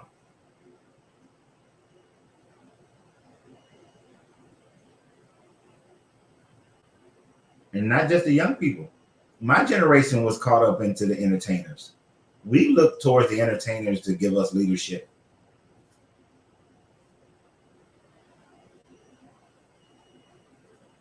I just read that letter, and what stood out to me was how planned out the Belgian colonial missionaries' plan was to conquer the country. Yeah, it was. It's evil as shit, but it's right. It's a good damn plan.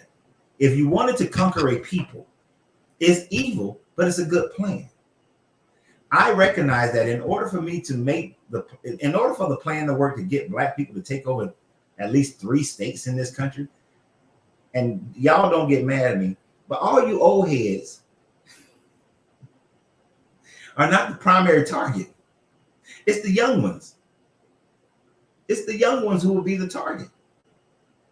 To get the 20-year-olds, to get the 20s and 30-year-olds to move to the Southeast, that's the target demographic.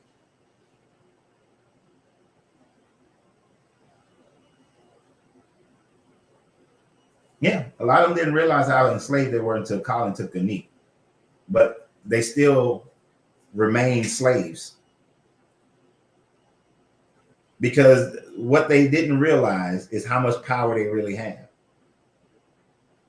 If 30%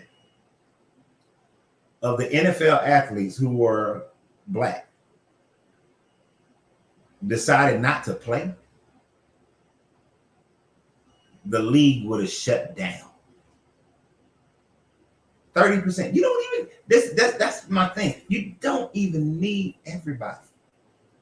Shit, if 15, 18% would have said, hell no, we ain't playing because of what y'all doing to Colin, the league would have shut down. That 18% wouldn't have shut the league down, but the product would have been so damaged. And so much attention, so much more attention would have been given. And so much more pressure would have came. And then when that pressure and attention hit, if then that next 34%, 36% of those black athletes was like, yeah, the league would have had to make a change. They would have controlled the league. They missed out on a massive power play. They missed out. And I don't know if Colin was in the background trying to get other athletes to do the same, but if he was, if he wasn't, that's where he made his biggest mistake. He didn't get support. He didn't engineer the support from the rest of the guys.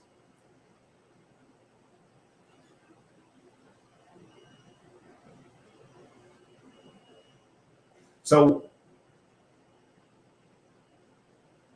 I'm not discounting all of us old heads, as they would call us.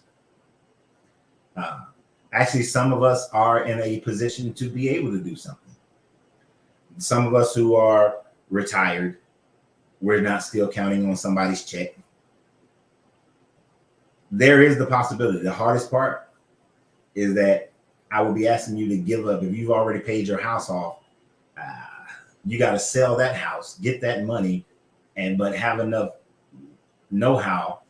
If you sell your house and you got $300,000 left over, don't come down to Atlanta and try to buy a $600,000 house. Bring your ass down here and or go to rural Georgia and buy you a $200,000 house. Don't buy a house and now you got a new mortgage. You have to do it. There has to be an economic process to this. But it's then getting business owners to come down and start and open up businesses down here and then hire our people. Make it profitable for people to move. Because we have to appeal to the nature of greed. It has to be profitable for somebody to move down here to the South, to move into an area. If you got, you go to a small town, you got the restaurateur who comes into a small town, you got 5,000 new black people moving to that town. That restaurateur, that nail salon, you got to have one of these businesses, just one, that'll be supported by that 5,000. And then as more and more people move in, you can have more and more businesses you continue to develop, right? It's a grassroots growth.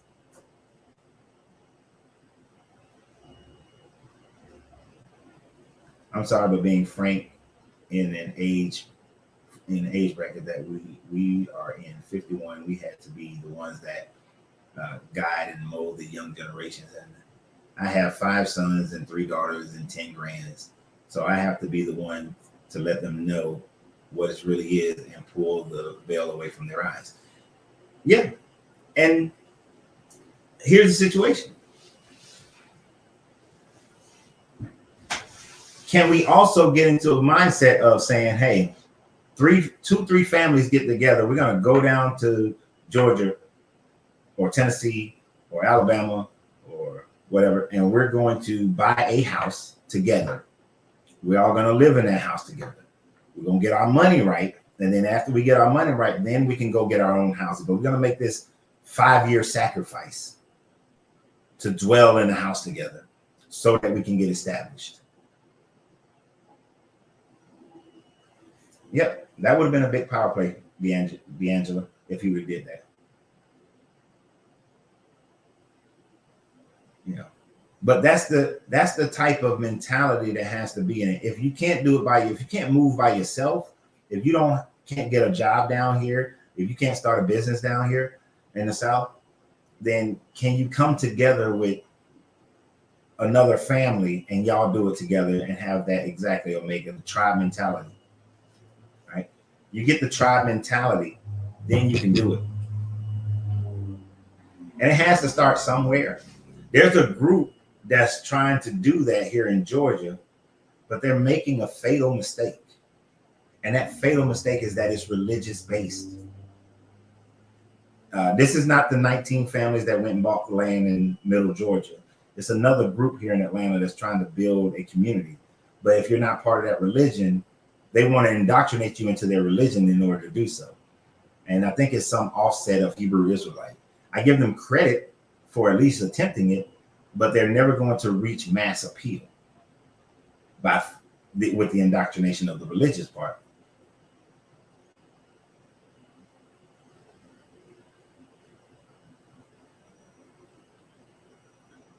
We didn't support. Yeah, if it's a religion, I'm not doing it. So that's why, for me, I have to do it in a secular manner. I don't give a shit what your religion is. Just know that this is not a religious movement. This is an economical, this is a safety, this is a political movement for us to have safety, for us to be able to determine our own future, to build a better future for your grandkids and great-grandkids, to be able to have laws and police that support the community, not those that are against the community. I watch down here as some of the Black communities that are less affluent, their politicians treat them like shit. Except for now next year, they're going to be treated like they got the best thing on earth because they want to get reelected. But I will disagree that they don't have the stamina for boycotts. There just hasn't been anything to create enough pain for them to boycott. Comparing people today and their boycotts to the 60s boycotts are totally different. It's a totally different environment.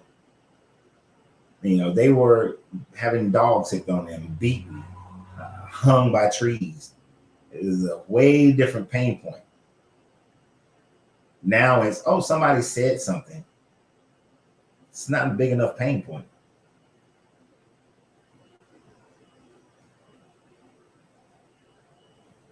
Omega, you are right on point. We set up a trust and we start buying land and to start a community. That is one of the financial ways. There are different ways to do it, to get it started.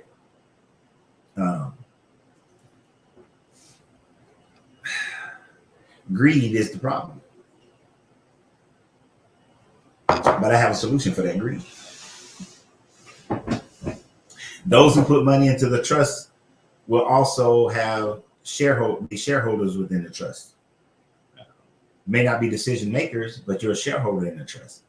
So if the land trust makes money, then you receive dividends from it. I have to appeal to everyone's greed, right? You can't get rid of greed. You got what's in it for me. Everybody got there with them. What's in it for me? Grand Rising Romney. And then we can't be afraid of being attacked. Because one of the first things, the reason why the trust probably won't make money initially is because we're going to have to pay for lawyers, constitutional lawyers. Because it's going to take constitutional lawyers to keep the government, whether state, local, or federal, from trying to break the process up.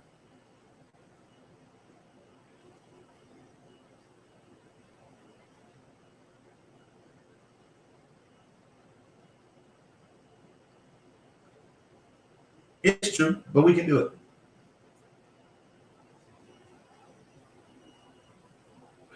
I won't ever think that we can't do it.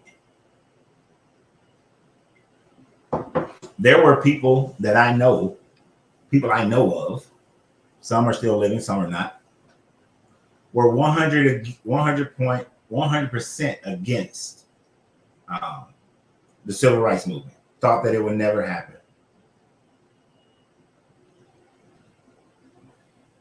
Thought that they were stirring up trouble. And then later on, when it became safe, their asses joined in.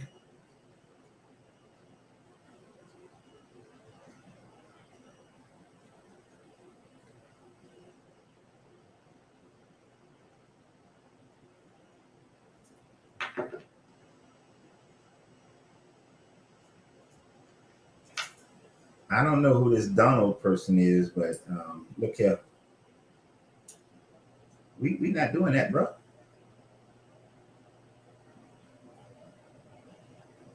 I believe in all of us being able to talk and say what we want to say, but I'll be damned if we're going to be spamming people. You're not going to be spamming my folk.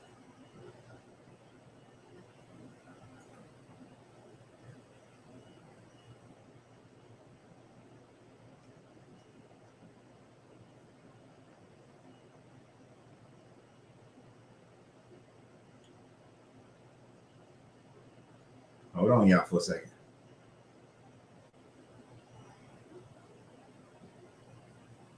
Why you won't type what I wanted to?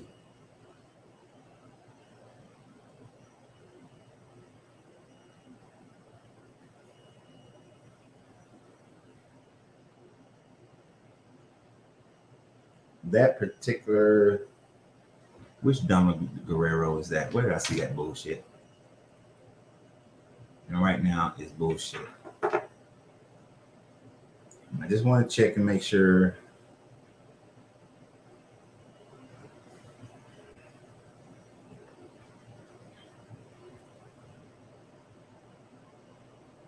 Because what we're not going to do, I know my page is starting to be attacked more with this growth.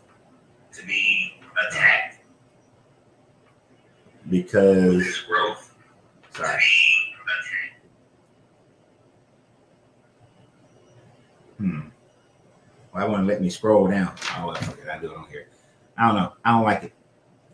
So Donald, you about to get. Oh, I didn't mean to do that. Oh, I didn't know I could do that. Huh. Hold on. Let me ask y'all a question. Does everybody see the post that now? Can everybody see that post? Can YouTube people, can y'all see what this Donald Guerrero person got on there? Does that pop up on screen? Oh, yes, it does. Why am I asking y'all? I can see it myself.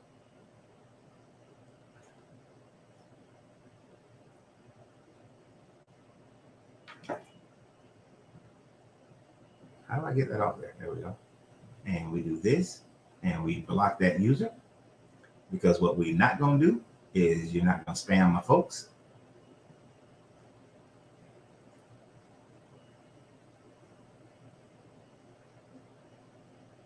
Colonior is a constitutional. Are they black? Are they black, Renee?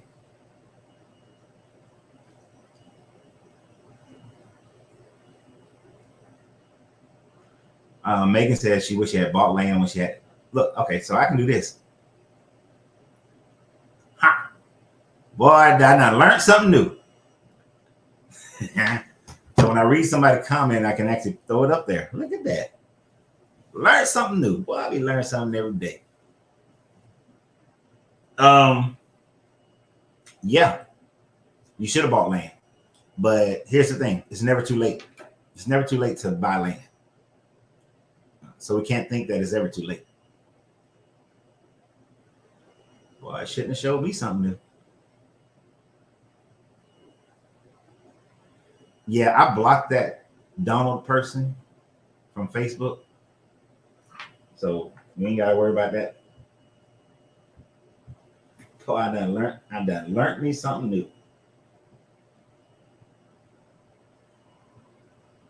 Go.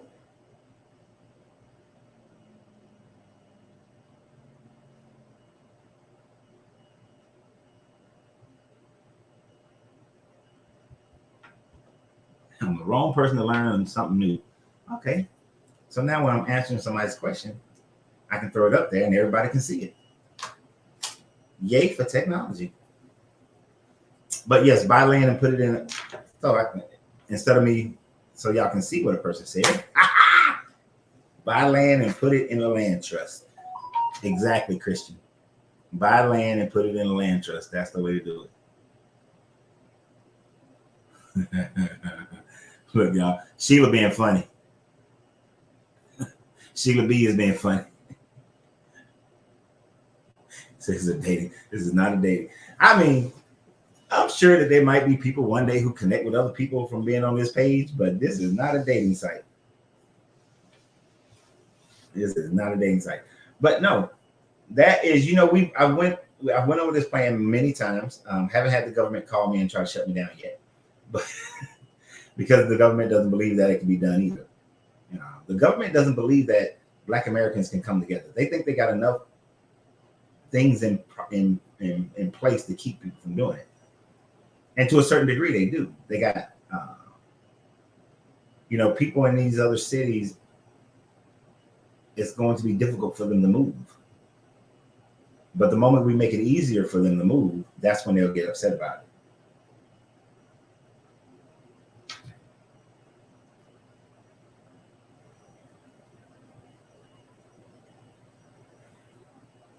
What? Looking now out by Douglasville, I would encourage all of you who have means to invest in land so that you will have a power state. And you have to buy land to have a power state. Your vote don't mean shit if you don't own land. That's just the truth of it. Your vote doesn't mean anything if you don't own land. You ain't changing the school system in your community if you don't own land. You got to own the land. Now, I know I am one to move out of this country, but this is the mentality of a lot of people as well.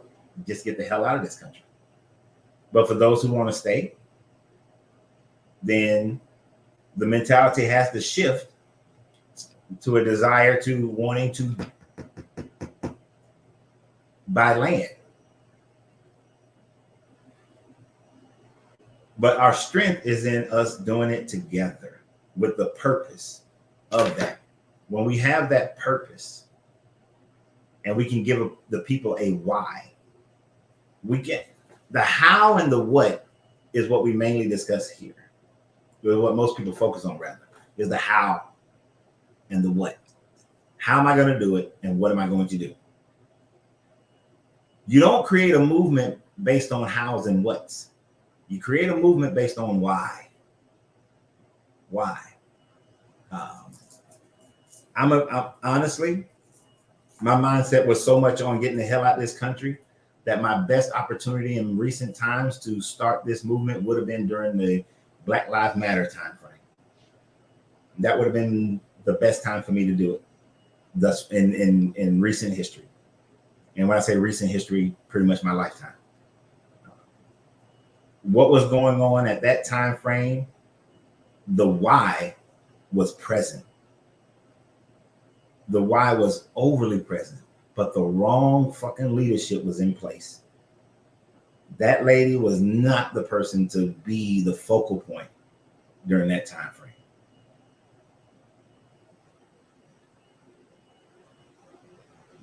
I know this sounds horrible, but I'm looking for that big ass why, that big ass pain to hit. I need that big ass pain to hit, because that will be the opportunity. Now, that doesn't mean I got to wait till the end to start it.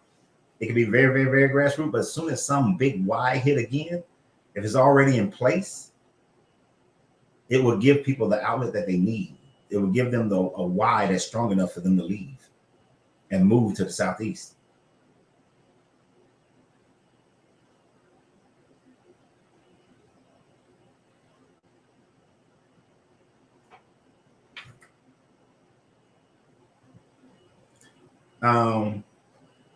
Which group are you talking about down in Middle Georgia, or that religious group that's trying to set up a homestead?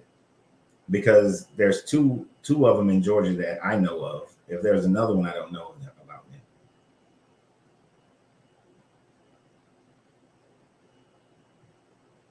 Now, this is very true, Queen, right? But here's the thing. Infrastructure is already there in places, right? In a lot of places, there's already infrastructure. All it takes is people moving to that place. It is the beauty of doing it now is that it's not starting over.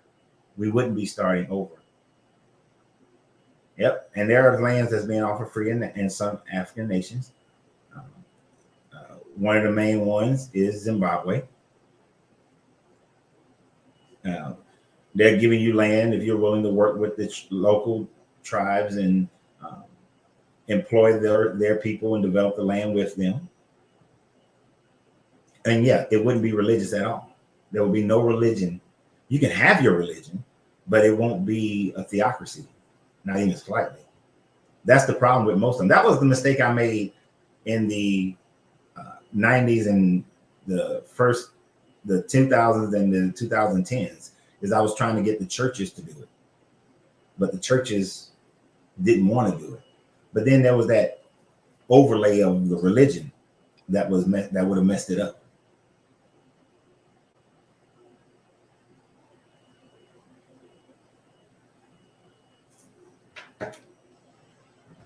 See, Quinn, I hear you, but at the same time, I disagree with you. And let me tell you how. Let me. How many black doctors are in the United States?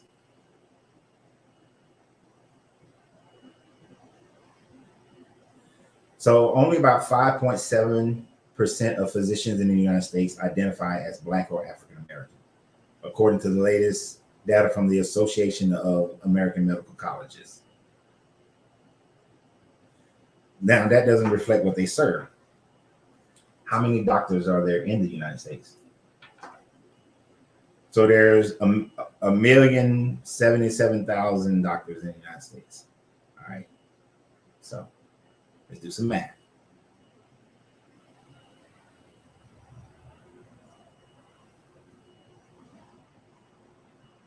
Times 0.057.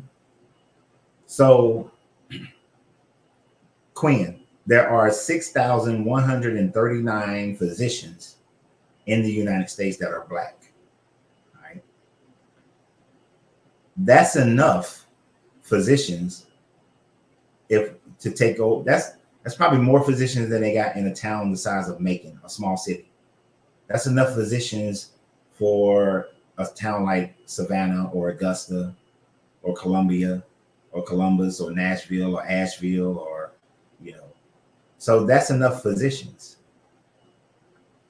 That's more than enough physicians. And then once it's established, other physicians will follow. Others will follow.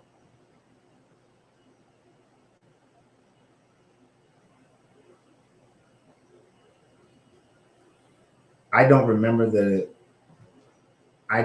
much of that film. It was a Tarzan story, so I don't remember much of it. I have to think about it. I have to go back and look at it.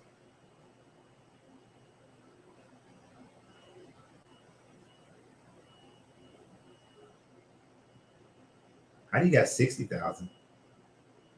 I came up with 6,000. Wait a minute. No, because that would have been 10% if I would have put it right there. That would have been 50%. No, so my math was right. Look, I just won a math game over the weekend, so my math is right. How many physicians are in Macon, Georgia?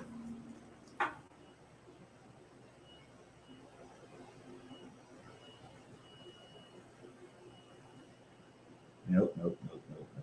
That's not.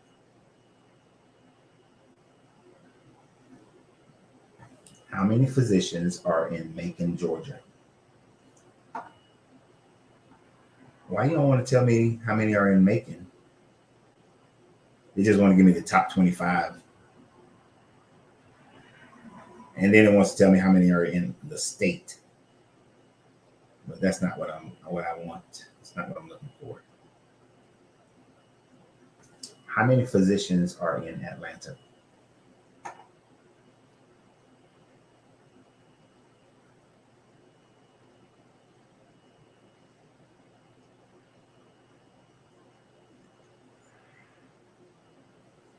Physicians by county. All right.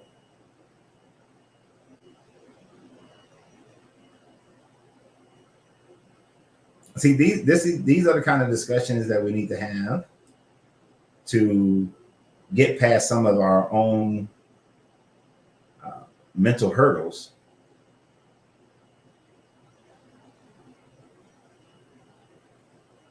So I grew up in Cobb County. Let's go to Cobb County.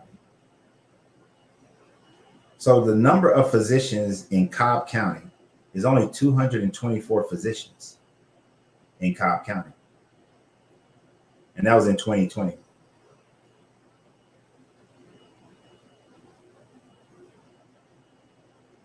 Well, those are family medicals. So family, so hold on. Cobb. So does the N one? Oh, total physicians are way over here. Okay. Okay, so I gotta make sure my eyeballs stay online. Cobb. And see, we stay on that line right there. Keep your eyes on the line. Shit, it moved.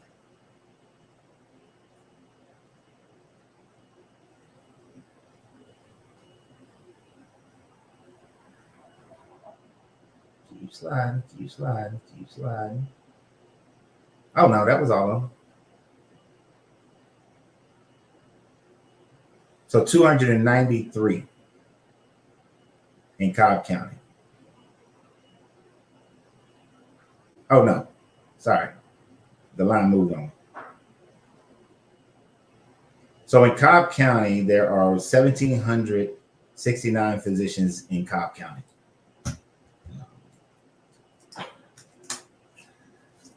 Right? 1,700. Population of Cobb County.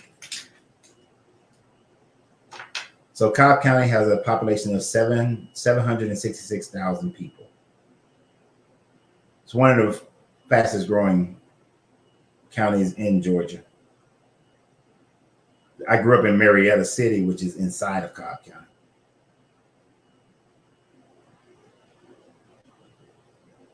Let's see, does it give a breakdown, a racial breakdown? All right, so Cobb County is 54.99% white, is 27% black. So if 200,000, now you got mixed races, other races, Native Americans, Spanish, and all that in there as well. If you had 100 to 100, about 150, no, you only need 150. If you had 100,000 black people move to Cobb County, you could effectively take over the politics and the schools of Cobb County.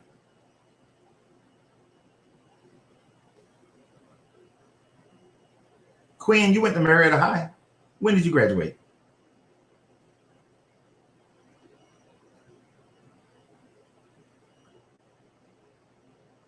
Well, you know, the lower the tier we go in medicine, then we have more numbers, like physician assistants and all those other things. We'll have more numbers.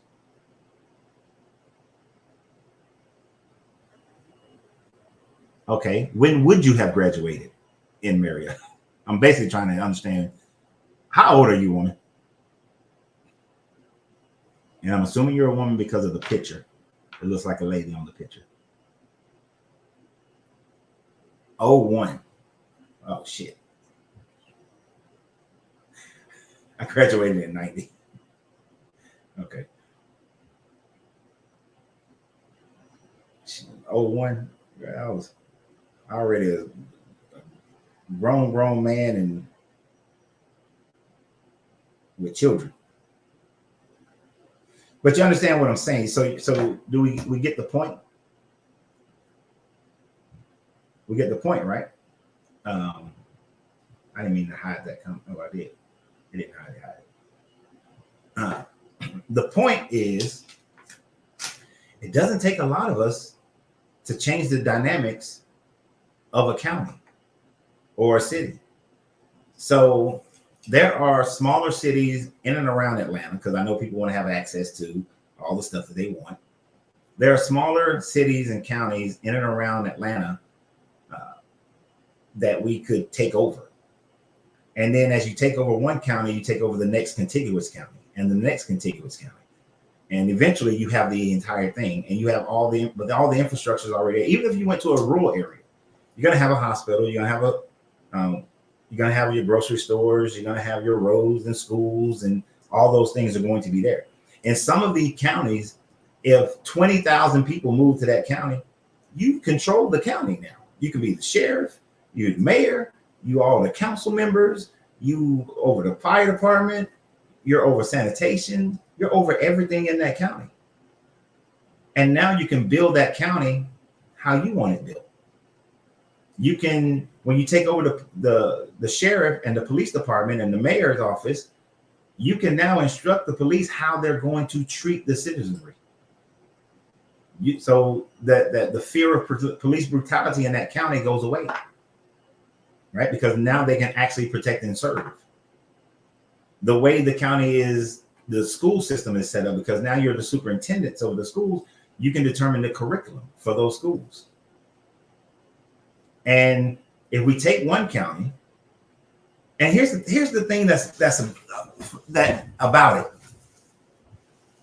and maybe I'm too optimistic, I don't know, but y'all tell me, if you see that black people came and they took a county, a county outside of Macon, and you still have access to get everything you want in Macon, if that county is lacking something. If you see a county taken over by black people, and it's near Macon, Georgia, and they're building infrastructure, how many of you would start to say that, shit, I might want to move to that county? Yeah, I might like living in my city, but shit, I'm gonna move to that county, right? You see, the dollar is changing over in that county over and over again. Black people growing. That's what happened to Atlanta. That's what happened to Atlanta. That's why so many people move to this city. Y'all get on my nerves. Omega said that he would.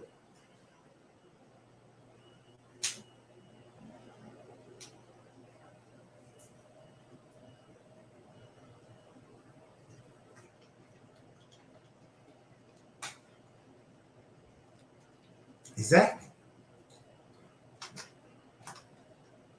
That's essentially what's happening here in DeSoto, Texas. Where the hell? Is that black people are doing that in DeSoto, Texas?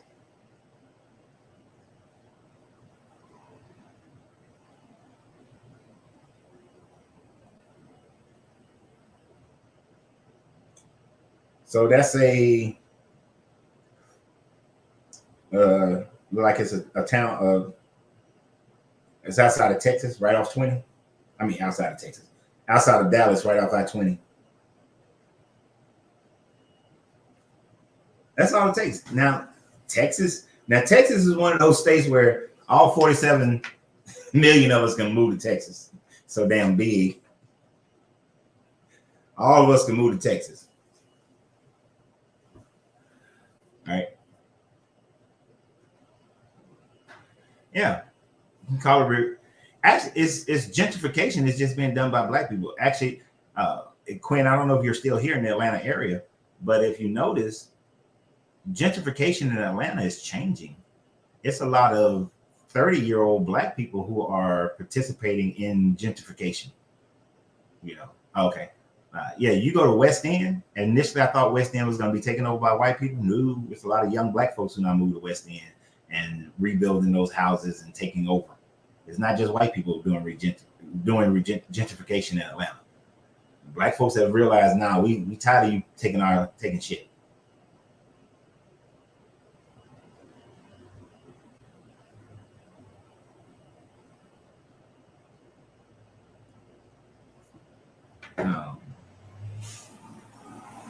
But yes, Marcus, I watched Avatar. I've seen both of them, and it pretty much is colonization of the Caucasians over the indigenous people.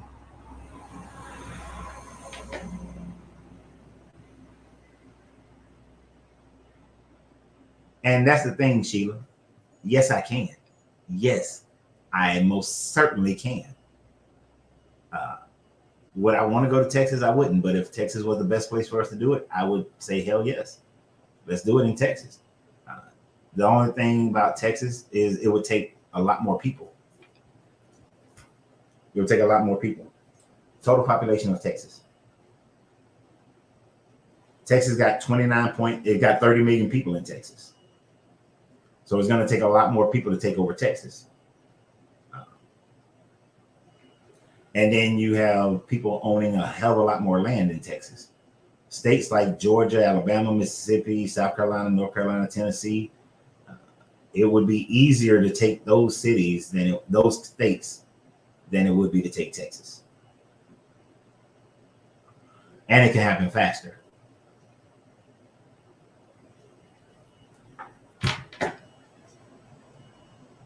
And see, that's the kind of thinking right there. Dwayne got family in Macon, Georgia. So, you use that. All right, I'm moving in with my family. Hey, y'all, we're going to move down here, reestablish myself, get things going. I'm part of this movement where we want to make Atlanta black, make Georgia black, make Georgia native again.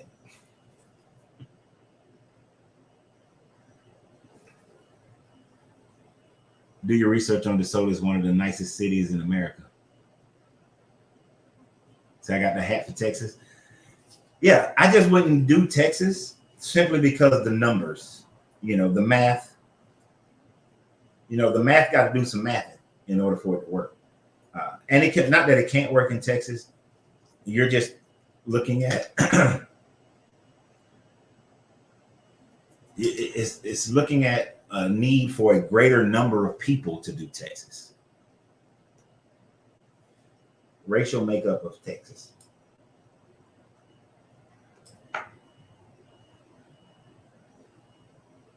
So Texas is 40% white, 23% black.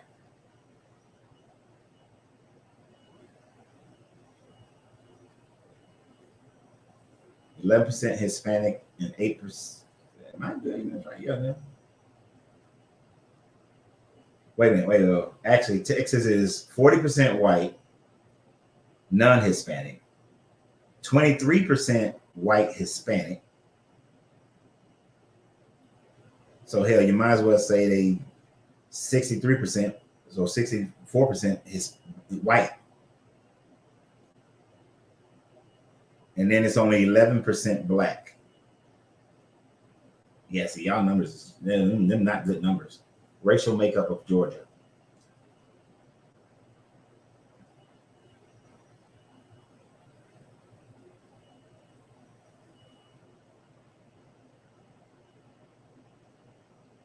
And now Georgia is just as bad on the population, 64% white. No. It's 51% white and 31% black. So we could take Georgia, and I want to show you something. I know I'm showing you on my phone, but this map, this is what I'm talking about. So you see the purple in Georgia? The purple represents where black people are more populated, have a higher density of population, right? Now, as you can see, if you focus on counties that can connect those, that keeps continuously connecting that black area in a short amount of time, you can connect most of this north and middle Georgia can all be connected as black. And if we're controlling those areas and we get the mindset of controlling the police and all that, it will create a corridor where there is safety in numbers, controlling of politics, and then we can expand from there. See what I'm saying? We can get it all together. And then we go take South Carolina, Andre. So that we have a bigger seaports, have more access to the oceans. Because then the plan becomes increasing imports and exports from other African countries that are doing the right thing.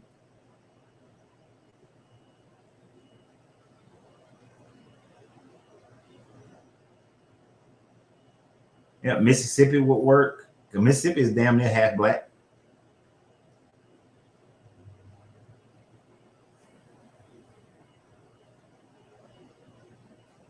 Yeah, but the Carolina, South Carolina, Tennessee, and Georgia, to take those 3 states gives us enough. It will give us enough resources. Will give us enough land uh, that we would literally carve out a nation within a nation. Yep, black colonization. Exactly, it is. It's just black colonization, just without the oppression, without oppressing other people.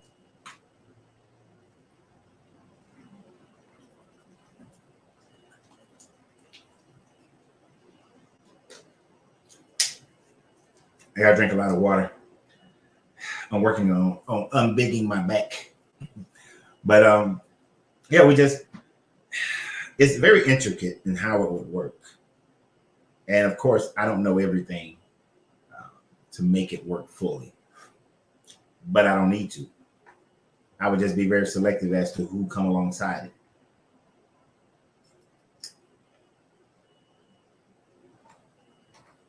But it is something that I, in earnest, desire to do, and I'm going to do it. Whether I'm in this country or not, is going to be done. I'm going to be here for a while. So there's no reason not to do it since I'm here. And since my kids are talking about leaving this country too now. Oh no, unbigging my back, lose weight.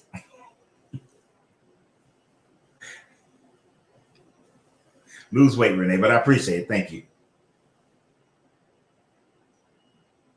The Southeast. But let me check again just to make sure.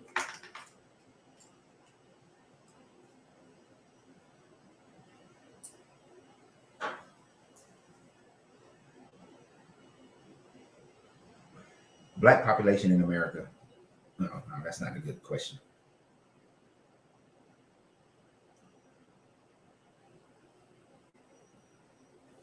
Where's the largest concentration of black people in America by state? Shit.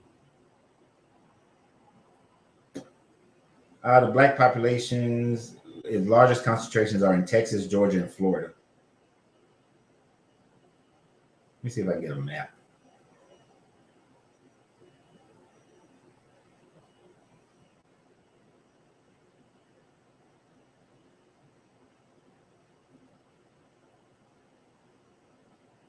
So this is where that green is not doing well.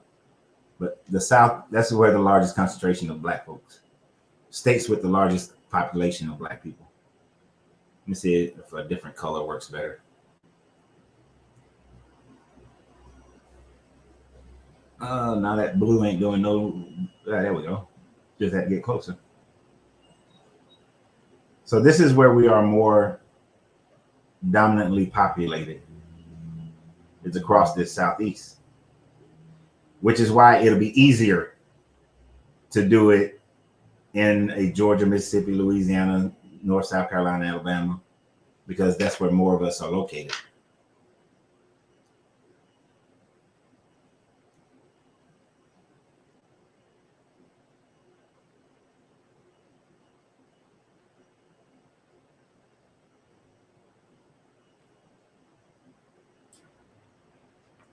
This is a good breakdown where it shows that 56% of black people are in the South already. We're spread out across the South, but 56% of us are in the South. So it wouldn't be as hard of a move since we're already there. We're already here, rather.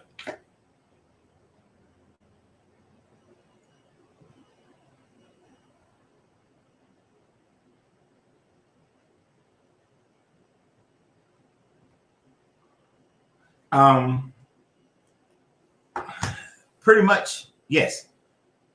There were some sellouts, some African leaders who thought that Belgium was going to be their friend and treat them like brothers. And some of the leadership, they got duped into thinking that that's what was going to happen. until the rifles was turned on them. And once the rifles were turned on them, they realized they messed up. But then puppets were put in place after that.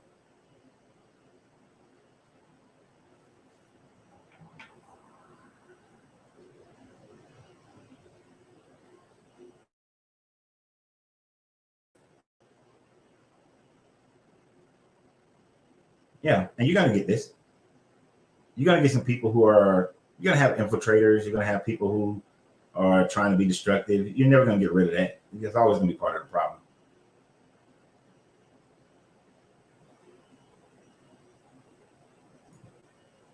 I don't know. I don't know if he bought some neighborhoods. To me, I think when these guys do things like this, I think their vision is too low. Even that group, those 19 families who bought 70 something acres of land in Middle Georgia, I think their vision was too low. I don't think their vision is good, but their vision is not national. Their vision is more state or county.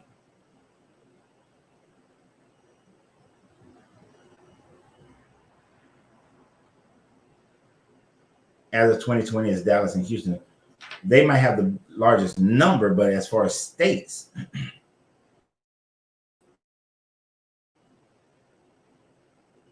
yeah, and we do need a coastline. Texas does offer a coastline, but the only coastline you get in Texas is in the Gulf.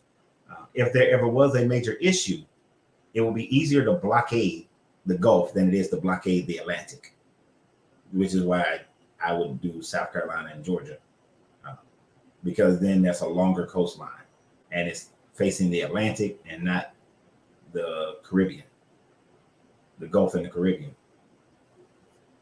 But there again, Texas is a whole nother beast. It will be easier to buy up land in Georgia and South Carolina than it would be to buy up land in Texas. Those old oil families, for them to, they own huge swaths of land. So strategically, I wouldn't choose Texas. Even though it does have a large coastline, I wouldn't choose Texas. And although Dallas and Houston, they're not known as chocolate cities. Even though Houston kind of sort of is getting there, they're not truly known as chocolate cities. Yeah, Atlanta is a chocolate city. The myth of Atlanta is very prominent in people's mind, which makes it easier for people to make that adjustment. You know, mayor of Houston. Okay, y'all got a black mayor in Houston. That's good. That's a help. Mayor in Dallas. Oh, y'all got a black mayor in Dallas. This is good too.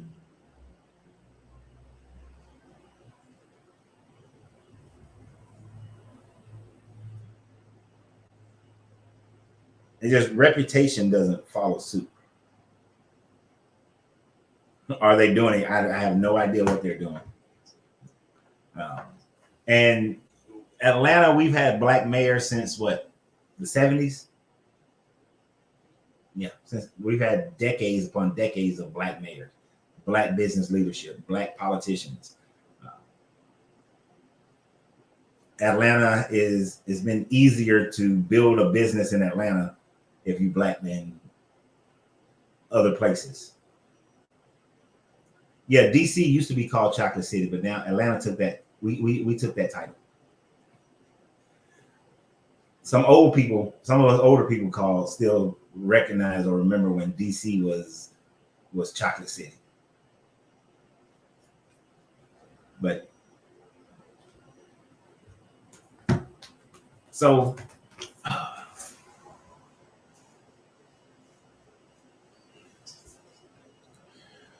the first thing is to create the organization that's going to lead the charge. That's the first thing. There has to be an organization. It has to have its why, its mission statement. It has to have its direction, and then it has to start building the trust, the land trust, and buying land, and have a plan of infrastructure, and lawyers and construction companies. Actually, don't even need the construction companies initially, but the lawyers to defend anybody who participates. And then we have to pick. We have to just pick an area and start there. You have to pick an area and start in that area, and then develop that area. And as we develop and take over that area, then we can spread to more and more areas, and take over. And then it becomes its own beast. Like, there's a point where it doesn't even require a central leadership because the mindset is there. The mindset of what we do is there.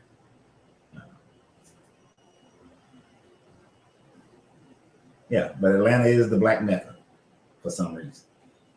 Now I know why, but it's the Black Mecca. But we that's all we need to do. It's not as hard as people think.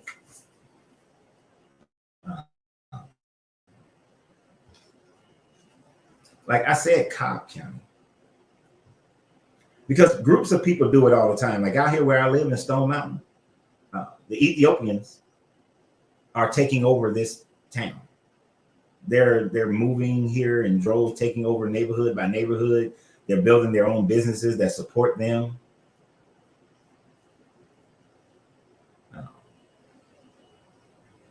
So it's not a thing that can't be done. They have their own daycares. They got their mosques. They got their own grocery stores.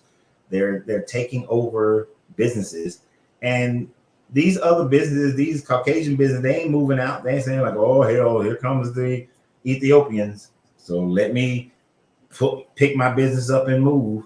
The only ones that pick up and move are the ones that are just they losing business. They're not being supported. We just saw this plaza the parking lot being redone, and it's a shitty ass plaza in my opinion. But it doesn't matter. They got an Ethiopian grocery store in there. They got an Ethiopian club. They will continuously take over that plaza, and eventually they'll own that plaza. There's some other plazas around here that they own. That all the businesses in there are Ethiopian. They got their restaurants. They got their mechanics. And they'll continue to build that infrastructure. The more and more Ethiopians move to this area, the more and more they'll take over this area. Right. And Kevin's right. It doesn't take a lot. How to begin? In all honesty, Sheila, a spokesperson to maintain the vision and a program to help people get into the mindset of how to move and where to move to. And then the mentality, and those people who will buy into it, they're going to know that they're supporting the businesses that are supporting the cause. And they support that business. And we continue to buy the houses. We have to be able to buy. We might come and rent first, but we got to buy. Got to eventually start buying. When it becomes the ethos of a small town, of a town, and then become the ethos of the county, then more the people who come in, they just part of it. They just do what the rest of it, because most people are sheep. They're sheep. It's not hard. We got it in our mind. Most people got it in their minds that it's hard, but it's not hard. Once people found out how easy it was to come to Atlanta and have a better life than they had in Detroit and New York and Chicago, their asses moved. It's the same way that after the Civil War, people in the South said, shit, I can have a better life in Chicago. Damn near half the black people, more than half the black people in Mississippi can't get it out of my mouth. More than half of the black people who live in Chicago roots are in Mississippi, because Mississippi people move their ass up to Chicago like champs. Because it was a better life. And now they've been there for generations. People will follow they follow the crowd. They're sheep. All people are. So this is what we're gonna do.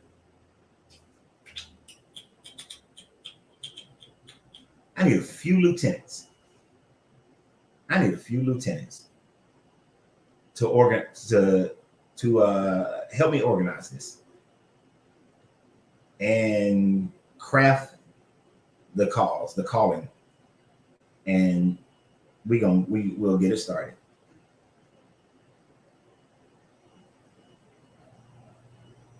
So you're originally from New York, and so you came down here in the 90s? Yep. So I need a few lieutenants. If you're serious about it, a few lieutenants is all we need to get started. Matter of fact, I'm not even gonna put nobody on the spot.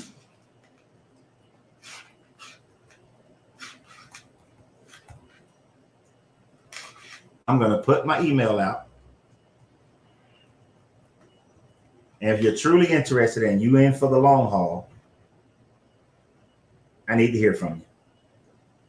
Now, don't do like somebody kept putting the email address in wrong and claimed they were sending me emails and I never got them.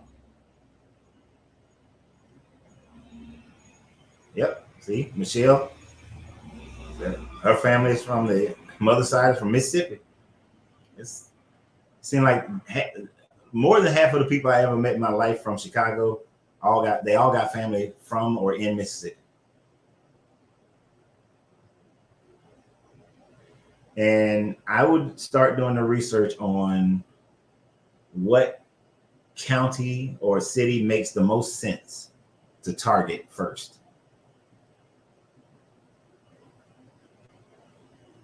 Yeah. I'll figure out where to target first. Half of them still in Chicago. Yeah, of course. Most people are born, live, and die in the same damn city. But if economic and quality of life is offered that's better than where they at, they'll move. Sheila said she will sell her house and be gone. And I know some other people will do the same thing, Sheila. I've met some other people on here that when we've had this discussion, they are ready to sell their house and move. But we're going to do it in an incredibly smart way. I have a smarter way of doing it, a way that will make you some money, give you a better quality of life, and to do it that way will be better. Your family roots are in Southwest Georgia, Mike? So what's that like? Columbus, Albany, LaGrange? Yeah. Because one of the things that I'm gonna research is there's certain aspects of a city or a town that certain infrastructures that I would need those to be there. It would have to be a place where we can grow fast. We can grow fast. We don't take as many people to take over that county. And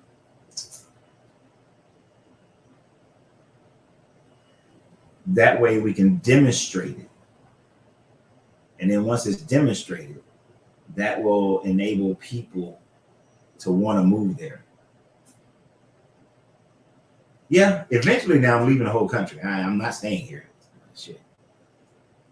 It's like one of those, all right, y'all, got it started. I'm going to help. I'm going to go to the other side and help, where we're connecting with African nations that are doing great and Caribbean nations that are doing great, taking over their own economies, and we're going to create trade with them because there's a long-term thought that I have, and I want those relationships need to be established. Plus, those people over there that's trying to come over here, like, no, don't go where everybody else is telling you to go. Go here, because this is what we're doing here. Kind of like how Ghana, they recruited like 200,000 people to move in their year of return. Like 200,000 people moved to Ghana when they had their year of return. Hey, a year of black gentrification. to get people to move.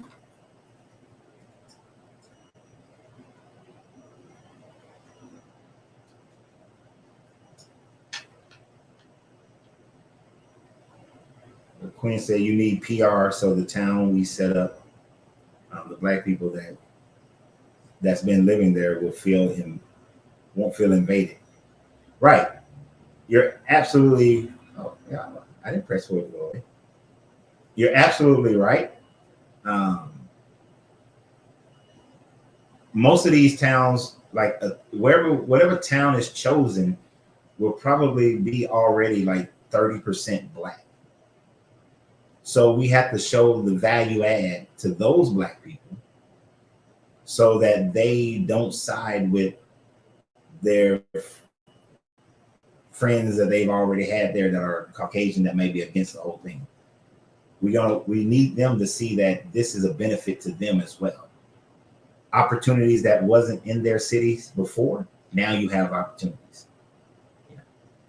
So, like, let's say there's someone involved who, restaurants are easy to understand, who owns a restaurant in Detroit, to have them come and set up one of their restaurants in that town, which is going to provide jobs. Whoever the local real estate agents that's black, those are the ones we're working with. You know, just it has to be value adds to those people. You already established as the mechanics down here or whoever down here, well, we're going to make sure we come and support you. The black businesses that are already there, we're going to make sure we support those businesses. We're not going to come in and try to compete with those businesses, but create new businesses in those communities that will support the needs of the people that are coming, so that they won't feel like we're cutting them out and trying to take over, but we're joining in with them to build something together. And then when the population grows bigger, we can add more duplicate businesses to be able to serve the community. And we'll go and talk to those people who are running those businesses and doing those things and let them know this is the plan. This is what we're going to bring to you guys. And we're going to take over. We're going to take over all the offices. And once it's done, people see it and we get bigger PR, go broader with it. More and more people do it. And we'll say, hey, let's target this town. Let's target this county. We're going to keep this going and create this corridor, and develop this entire region. But I'm about to get off here so that I can do some other things. But I appreciate you guys. So you got the email address if you're serious. Let's connect. Let's get started. It's going to take some time, and the planning is going to take time. The research is going to take time. And then the launch will happen right after that. And with the launch of it, we'll keep building. We're going to run into some problems, but problems are just something that we need to overcome.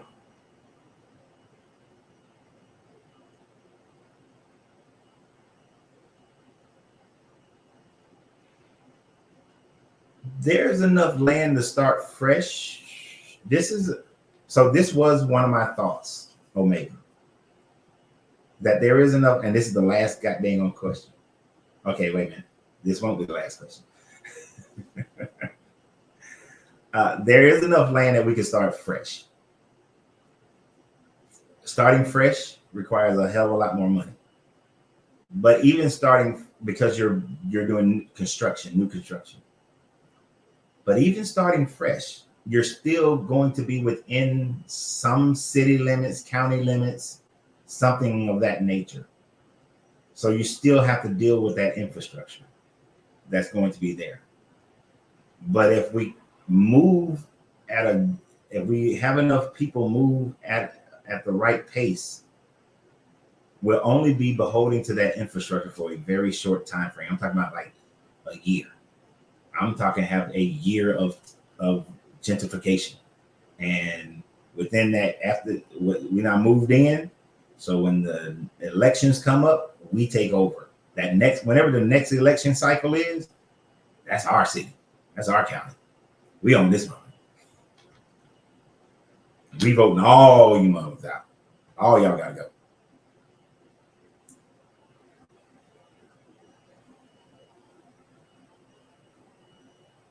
Yep, that's gentrification. These cities that used to be the most dangerous are now the safest. Look, that's when I know something's changing. When you see that white person jogging, walking their dog, yeah, you know it's coming. Mike said, "Can we discuss this? Oh, can we discuss this at the retreat? It'll be a part of it. It will.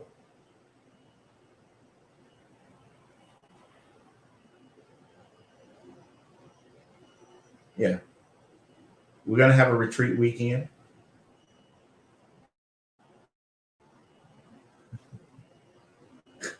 I just got to put this comment up just because